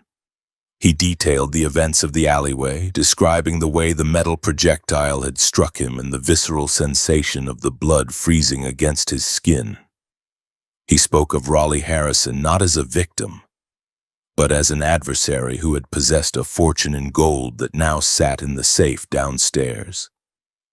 He confessed to the mechanical nature of the killing, the way he had watched the life leave the miner's eyes with a sense of professional satisfaction rather than remorse. Alice listened to these confessions with a mounting sense of horror, the realization of the man's true nature finally stripping away any remaining illusions of his character. The foundation of Alice's loyalty began to crack as she realized that she was harboring a predator who viewed her and everyone else in Laramie as nothing more than biological resources to be exploited. She had spent months ignoring the rumors of the disappearances and the mounting body count, convincing herself that the silver star on Long's chest represented a necessary, if brutal, brand of order. The gruesome details of the prospector's murder, delivered with such clinical detachment, acted as a catalyst for her own resistance. She finished binding the wound and stepped away from the bed, her hands trembling as she smoothed her apron. She looked at the man who had promised her a future and saw only the silhouette of a murderer whose time was rapidly running out. The silence between them was no longer a sign of shared understanding, but a barrier of mutual distrust that would soon lead to the final betrayal. By October 22nd, 1868, Alice had begun to seek out a way to communicate the truth of Long's crimes to those who might possess the courage to intervene. She knew that a direct report to the local authorities was futile, as the judge and the sheriff were already integrated into the syndicate's payroll. She sought out N.K. Boswell, a man of standing in the community who had managed to maintain a degree of independence from the Moyer brothers through his connections to the territorial government and the railroad executives. They met in the shadows of the livery stable at 7:45 in the evening, the air thick with the scent of hay and the cold of the approaching winter. Alice spoke in hurried, desperate tones, detailing the confession she had heard and the location of the stolen gold that had been extracted from the body of Raleigh Harrison. N.K. Boswell listened to the woman's account with a grim focus, the information providing the final piece of evidence he needed to organize a response to the syndicate's reign of terror. He had been quietly monitoring the activities of the Deputy Marshal and the Moyer brothers for months, collecting reports of the land thefts and the suspicious disappearances that had paralyzed the settlement. The revelation of the prospector's murder provided a specific, undeniable crime that could serve as a rallying point for the town's remaining conscience. He informed Alice that she must return to the room and maintain her facade of loyalty, acting as a source of intelligence while he began the process of forming the Laram Vigilance Committee. This group was to be a secret assembly of citizens who were willing to use the same brand of finality as the syndicate to restore order to their community. The environment of Laramie during the week of October 23, 1868 was one of mounting, unspoken tension, as the news of the secret meeting began to circulate among a trusted few. Men who had spent months with their heads down now began to look each other in the eye, the shared knowledge of the resistance creating a subtle shift in the energy of the thoroughfares. The Moyer brothers sensed the change but were unable to identify its source, as the Vigilance Committee operated with a level of discipline that matched their own. Ace Moyer increased the patrols of his hired gunmen, instructing them to be even more aggressive in their enforcement of the municipal rules.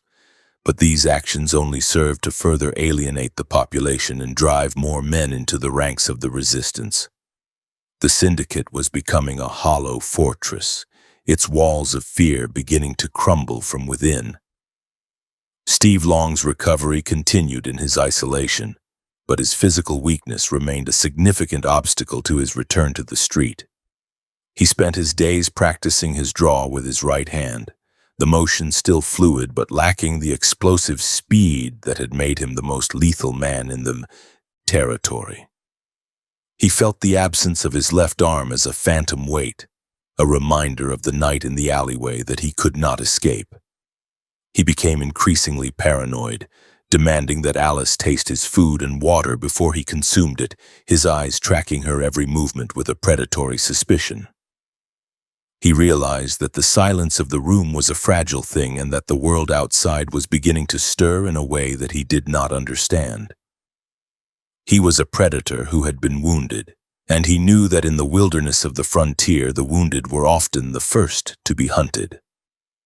On October 24, 1868, the Laramie Vigilance Committee held its first formal assembly in the basement of a brick warehouse near the rail yards. There were nearly 40 men present, including merchants, railroad workers, and several ranchers who had managed to keep their properties out of the syndicate's reach. N.K. Boswell stood before them, his voice low but carrying the weight of absolute conviction as he detailed the crimes of the Moyer brothers and the brutality of Stephen Long. He spoke of the blood on the floor of the bucket of blood and the shallow graves on the prairie, framing the upcoming confrontation not as an act of lawlessness but as a necessary surgical procedure to remove the rot from the town's heart. The men took an oath of silence and cooperation, agreeing to wait for the signal that would mark the start of the purge. The physical preparation for the strike involved the gathering of weapons and the identification of the syndicate's most loyal enforcers. The committee members monitored the movements of the deputies, noting their habits and the locations of their nightly patrols. They realized that a direct frontal assault on the saloon would result in a massive loss of life, so they began to plan for a coordinated strike that would neutralize the leadership of the syndicate simultaneously. The goal was to capture the Moyer brothers and Stephen Long alive so that they could be subjected to the finality of a public execution, a symbolic act intended to shatter the paralysis of the community. The town of Laram was being remapped as a battlefield, with every alleyway and boardwalk assessed for its tactical advantage. By October 25, 1868, the fever had finally broken, leaving Long in a state of exhaustion but with a clearer mind. He insisted on leaving his room and descending to the main hall of the saloon, his arm in a sling but his right-hand pistol prominently displayed on his hip. He moved with a slow, deliberate gait, his presence acting as a cold front that chilled the boisterous atmosphere of the gambling tables. He sat in his usual spot at the end of the bar, his eyes scanning the room for any sign of the resistance he sensed in the air. He noticed that the patrons were no longer looking at him with the same level of terror. Instead, there was a guarded, calculating quality to their gaze that unsettled him.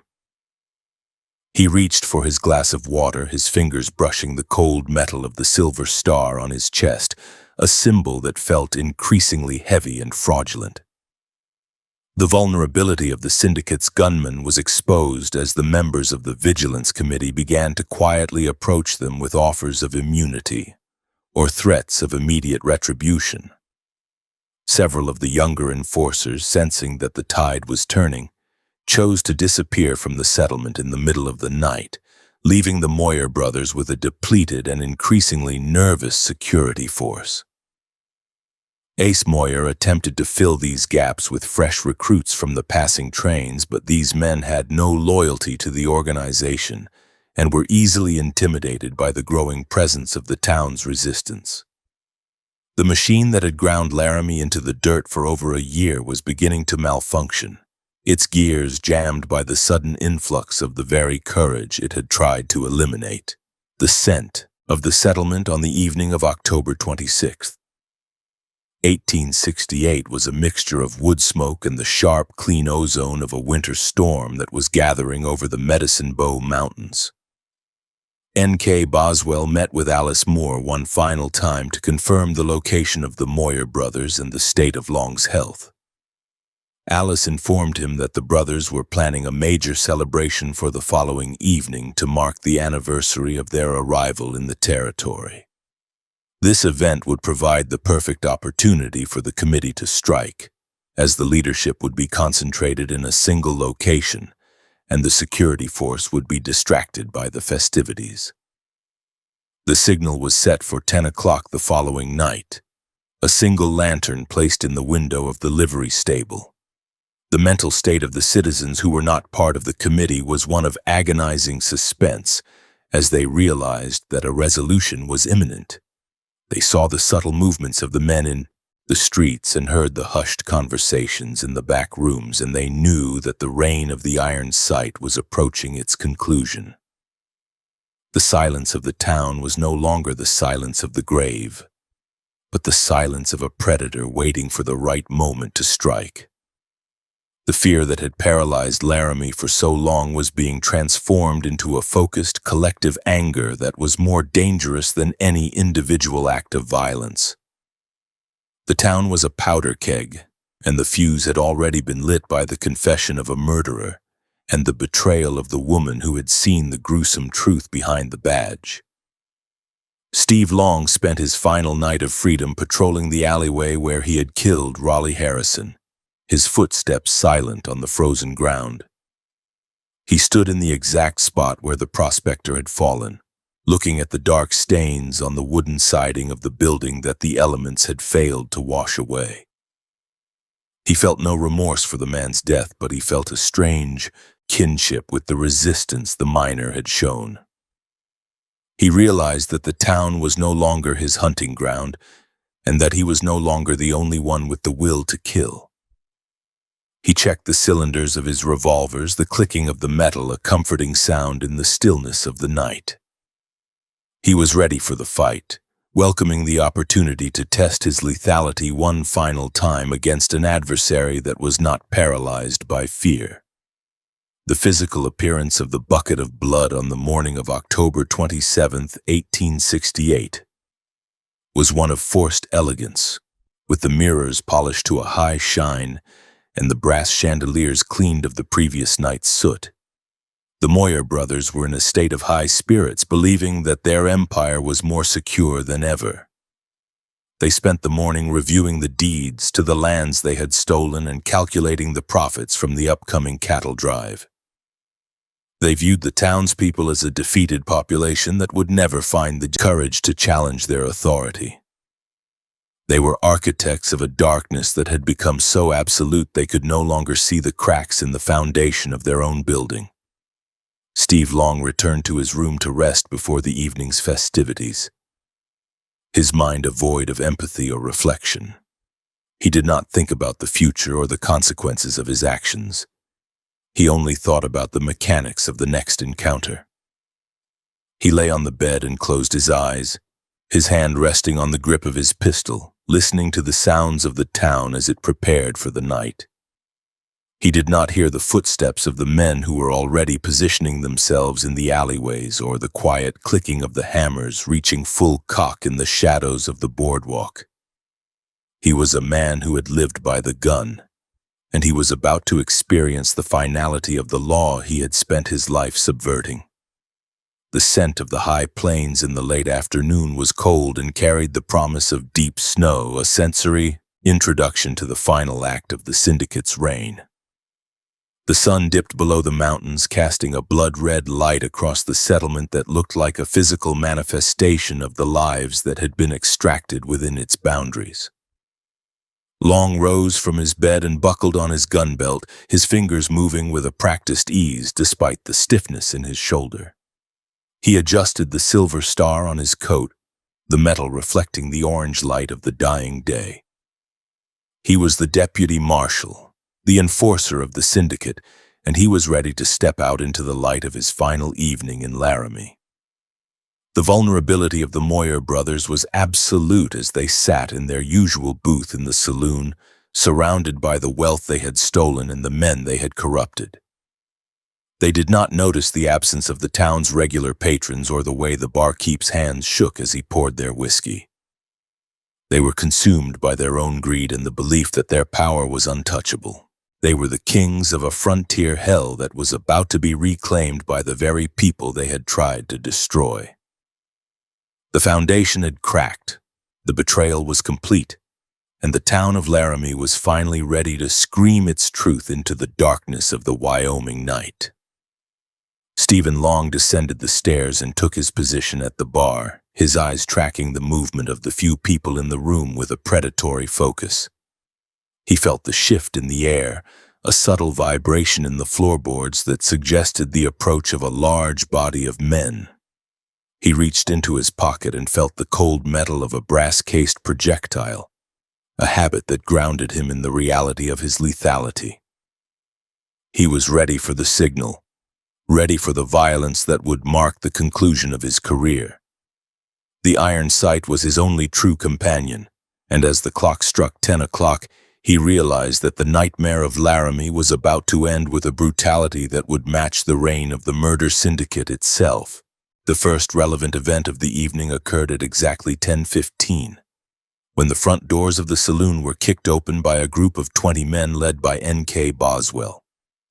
They were not wearing masks or hiding their identity. They were the faces of the community that had been broken and rebuilt. Long reached for his revolvers, but his movements were slowed by the pain in his shoulder and the sheer number of adversaries. He was surrounded before he could clear his holsters, the muzzles of a dozen rifles fixed on his chest. He looked at the men and saw the absence of the fear he had relied on for so long. The paralysis was gone, and the authority of the iron sight had finally been replaced by the collective will of a town that had found its voice. The Moyer brothers were dragged from their booth, their faces pale with a sudden sharp realization of their impending fate. They looked toward Long for protection, but they saw only a man who was as trapped and vulnerable as they were. The Syndicate was no longer a machine of profit and death. It was a collection of 3 men standing in the center of a room filled with the people they had victimized. The gruesome truth was no longer a secret hidden in the shallow graves of the prairie. It was a physical presence in the saloon, a demand for justice that could not be silenced. The final drop was approaching, and the foundations of the frontier hell were finally collapsing into the dust of the Wyoming plains. The capture of the Deputy Marshal was conducted with a clinical speed that allowed for no hesitation or verbal protest. 2 men stepped forward and seized Long's arms, their fingers digging into the inflamed tissue of his wounded left shoulder to ensure he remained incapacitated. A 3rd man reached into the leather holsters and removed the brass-framed revolvers, tossing them onto the green felt of a nearby gambling table where the metal clattered against the wood. They stripped him of his hidden derringer and the heavy knife in his boot, removing every tool of violence he had utilized to maintain his reign. Long remained as motionless as the stone outcrops on the horizon, his gaze fixed on a point in the rafters while his wrists were bound behind his back with abrasive hemp rope. The physical sensation of the cords biting into his skin was the first indication that his legal immunity had been incinerated by the collective will of the community. Ace Moyer and Con Moyer were dragged from their private booth at the rear of the saloon, their expressions shifting from a state of shock to a sallow gray mask of pure terror. Ace tried to invoke the names of his political associates in the territorial government, his voice cracking as he threatened the men with the full force of the law he had spent 18 months subverting. His demands were met with a stony, heavy silence that communicated the total irrelevance of his land titles and his bribes. The vigilantes ignored his pleas, forcing the brothers to their knees in the sawdust while their hands were tied with the same efficiency used on their enforcer. The Syndicate was no longer a political engine or an economic powerhouse. It was merely 3 men standing in the center of a room filled with the neighbors they had victimized.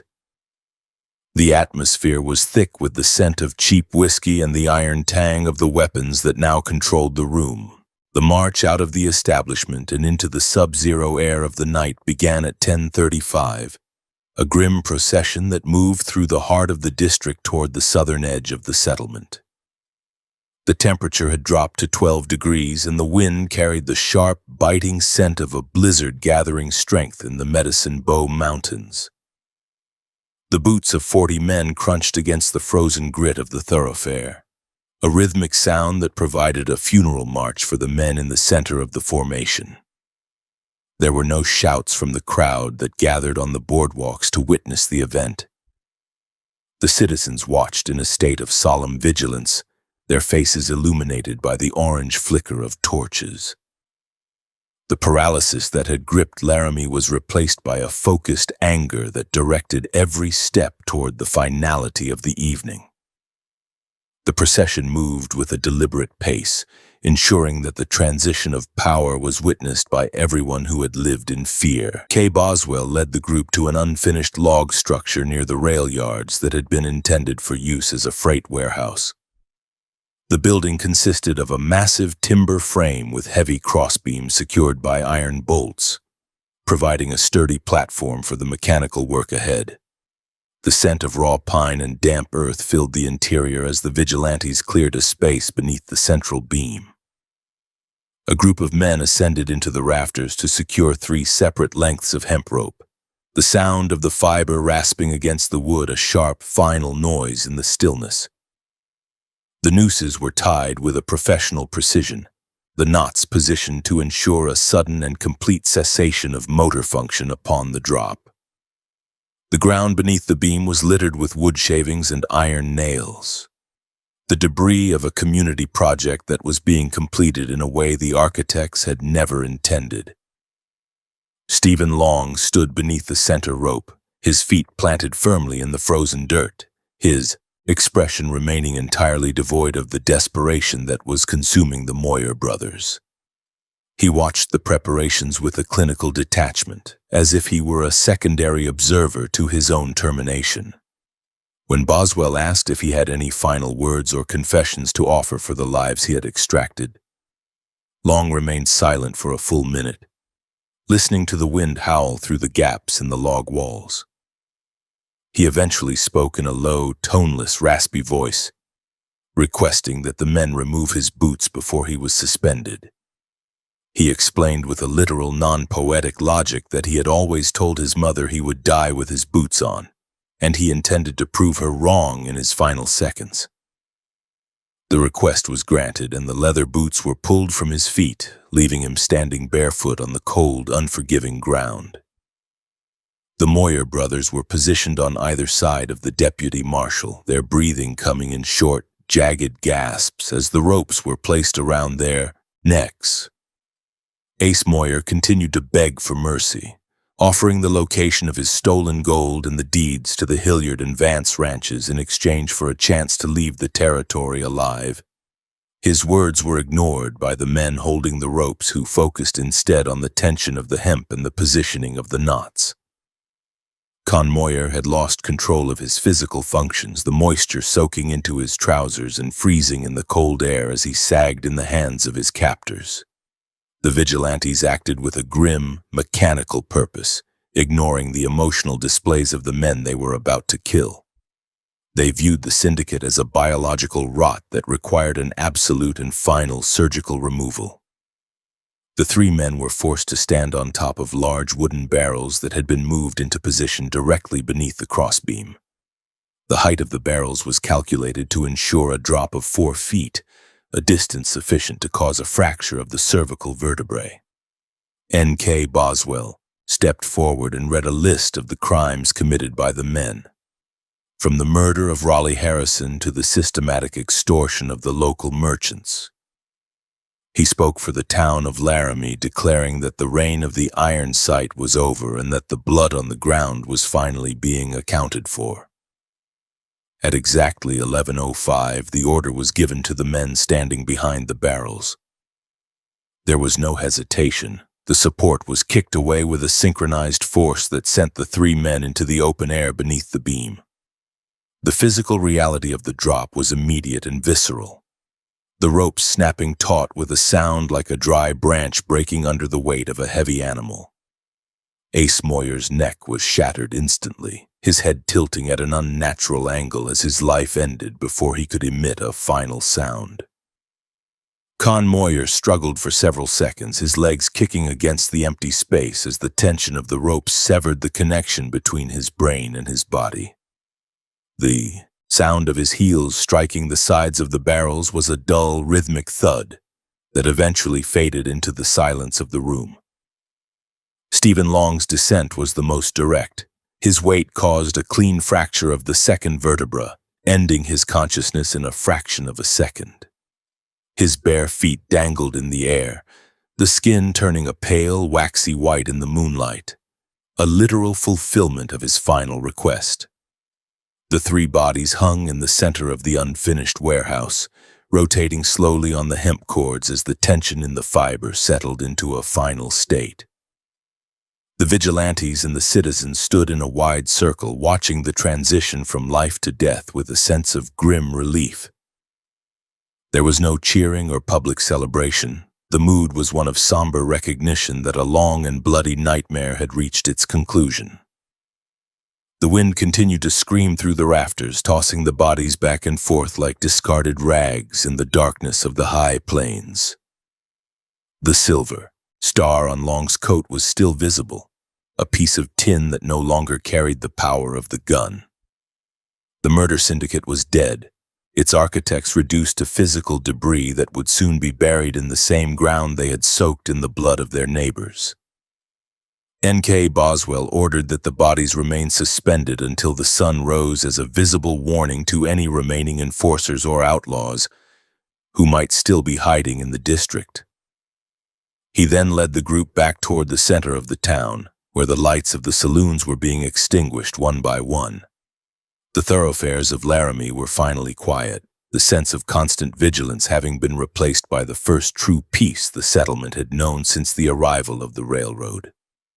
The citizens returned to their homes and closed their doors, their sleep no longer haunted by the sound of a heavy boot or the report of a deputy marshal's pistol. The gruesome truth of the Moyer years had been confronted and extinguished, leaving the community to rebuild itself from the ruins of the frontier hell. In the morning, the bodies were cut down and moved to the edge of the prairie where the ground was slightly softer and could be breached by a shovel. They were buried in a row of 3 unmarked graves, far from the site of the respectable town cemetery. No prayers were offered and no markers were placed to commemorate their existence. They were simply returned to the dirt they had tried to steal.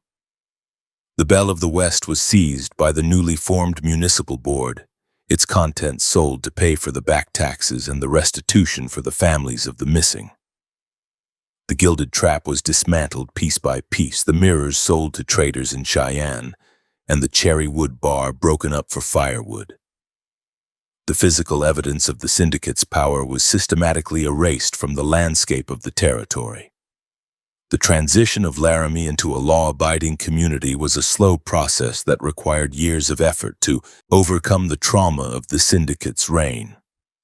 A new sheriff was appointed, a man of integrity who established a transparent legal system and a professional police force that was accountable to the people. The land titles that had been forged by Ace Moyer were investigated by territorial surveyors, and the properties were returned to the original owners or their heirs. The water company was reorganized as a public utility, ensuring that the survival of the citizens was no longer a source of profit for murderers. The town began to breathe again, its pulse returning to a normal rhythm as the memory of the iron site faded into the dust of the high country. Stephen Long's reputation as the barefoot officer became a local legend, a dark story told to warn of the dangers of unchecked power and the corruption of the badge. People remembered the way he had stood on the barrels, his cold eyes fixed on the horizon, and the specific nature of his final request. The boots he had removed were kept for a time in the freight office before being lost to history. A physical remnant of a man who had been hollowed out by violence and filled with a predatory ambition. His death was viewed not as a tragedy but as a necessary anatomical event that allowed the West to move toward a more civilized future. He was a creature of a specific bloody era who could not survive in a world where the law was more than just the speed of a man's draw. The Moyer brothers were remembered only as the architects of a failure, their empire having lasted less than 2 years before it was consumed by the very fear it had created. They had attempted to build a kingdom on a foundation of bone and terror, and they had discovered that the will of a community is stronger than the greed of individuals. Their wealth was dissipated, their names were removed from the local records, and their influence vanished like the smoke from a burnt-out homestead.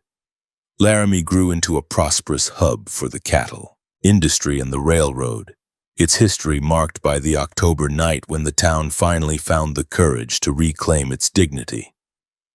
The gruesome truth was no longer a secret but a lesson in the resilience of human society when faced with the absolute darkness of a murder syndicate. The physical site of the execution was eventually completed as a functioning warehouse, its logs weathering to a deep gray that matched the stone of the surrounding hills. Workers who labored in the building occasionally spoke of a coldness that seemed to cling to the center of the room, or the sound of a hemp rope rasping against a wooden beam when the wind was particularly strong. They did not speak of ghosts, but of the weight of the events that had occurred within those walls. The history of Laramie was permanently scarred by the reign of the Syndicate, a reminder that the boundary between order and chaos is often as thin as a piece of tin or the thickness of a hemp cord. The frontier had been tamed, but the cost had been written in the lives of 15 men. and the final drop of 3 more. By the turn of the century, the story of Steve Long had become a minor footnote in the larger records of the American West, overshadowed by more famous outlaws and lawmen. However, in the high country of Wyoming, the names of the Moyer brothers and their lethal deputy remained a cautionary tale for those who understood the reality of the frontier. The plains were still as cold and indifferent as they had been in 1868, but the people who lived on them were no longer paralyzed by the authority of the iron sight. They had learned that the badge is only as strong as the integrity of the man who wears it, and that a town that stands together can survive even the darkest nightmare. The soil of Laramie was no longer the property of the dead. It belonged to the living who had fought to reclaim it. The scent of the high plains in the early winter remained the same, a mixture of wood smoke, frozen earth, and the sharp, clean ozone of a coming storm. N.K. Boswell lived to see the territory become a state, his role in the Vigilance Committee a memory he carried with a sense of quiet duty. He never spoke of the night in the warehouse with pride, but with the understanding that he had done what was necessary to ensure the survival of his neighbors. He knew that the violence of the frontier was a furnace that could forge a man into a killer or a protector, and he had chosen the latter path. The story of the murder syndicate was a part of him, a burden he carried until his final day, a reminder of the price of peace in a land ruled by the gun. Alice Moore left Laramie shortly after the execution, moving further west to start a new life in the mining camps of Nevada. She carried with her the photograph of her wedding day and the memory of the confession she had heard in the quiet hours of an October afternoon. She never spoke of Stephen Long again, her silence a way of burying the man who had nearly destroyed her spirit. She understood better than anyone the gruesome truth that lay behind the badge, and she spent the rest of her life seeking out the gentleness that the Wyoming plains had denied her. She was a survivor of the Syndicate's reign, a witness to the darkness who had managed to escape into the light. The final relevant event in the record of the Steve Long Syndicate was the discovery of a small leather pouch of gold dust beneath the floorboards of the saloon during its demolition in 1885. The gold was worth approximately $300, a fraction of the wealth that had been extracted from the miners and ranchers of the territory. It was unclaimed property that was eventually donated to the local infirmary, a final small act of restitution for the crimes of the Moyer brothers. The gold was a physical manifestation of the greed that had fueled the murder syndicate, a cold metal that had cost 15 men their lives. It was melted down and used to pay for the care of the sick, a transition from a tool of corruption to a means of healing. Steve Long's legacy was one of blood and dust, a story of a man who had hidden behind a badge to run a murder syndicate until the town uncovered the gruesome truth. He was the personification of the violent impulses that the frontier both encouraged and demanded, a predator who had successfully turned a community into a private hunting ground. His death was the final act in a drama of extortion and execution that had defined the early history of Laramie. The authority of the iron sight had been absolute, but it had ultimately been defeated by the collective will of a people who refused to remain paralyzed by fear. The high plains were quiet as the sun set over the Medicine Bow Mountains, the shadows stretching across the land where the foundations of a frontier hell had finally been dismantled. The environment of the settlement continued to evolve, the unpainted shacks replaced by sturdy brick buildings and the thoroughfares paved with stone. The railroad tracks remained the iron heart of the community, carrying the wealth of the territory to the markets of the east. The sounds of construction were no longer the sounds of a town under siege, but of a community building its own future. The memories of 1868 were preserved in the archives of the local society, a record of a time when the law was a weapon and the only justice was the final drop of a rope. Laramie was a town that had survived the nightmare, its spirit hardened by the fire and the frost of the high country. The physical appearance of the plains changed with the seasons, the white of the winter snow giving way to the green of the spring grass and the brown of the summer sage. The graves of the Moyer brothers and Stephen Long were lost to the elements, the earth reclaiming the men who had tried to master it through violence. No one sought to find them or to offer a final word of remembrance. They were gone, and the world was better for their absence. The story of the Syndicate was a closed book, its pages stained with red but its final words written in the clear air of a Wyoming morning. The reign of the badge was over, and the peace of the frontier was finally a reality. The scent of the town in the late autumn was a mixture of drying leaves and the smoke from the kitchen stoves, a sensory environment that spoke of home and security. The children played in the thoroughfares where Steve Long had once conducted his nightly patrols, their laughter a sound that would have been impossible during the paralysis of the Syndicate. The merchants stood in their doorways and greeted their neighbors, their eyes no longer scanning the shadows for a predator. The community had been rebuilt on a foundation of trust and accountability, the gruesome truth of the past acting as a constant reminder of the importance of vigilance. Laramie was a place of opportunity, its future no longer dictated by the whim of a murderer. Stephen Long's final request remained the most enduring part of his story, a literal image of the man's character. He had lived his life according to a cold, mechanical logic that allowed for no deviation, even in the face of death. He had wanted to prove his mother wrong, and he had done so with a clinical detachment that defined his entire existence. He was a man who had been created by the violence of the Civil War and the frontier, and he had died by the same brand of finality.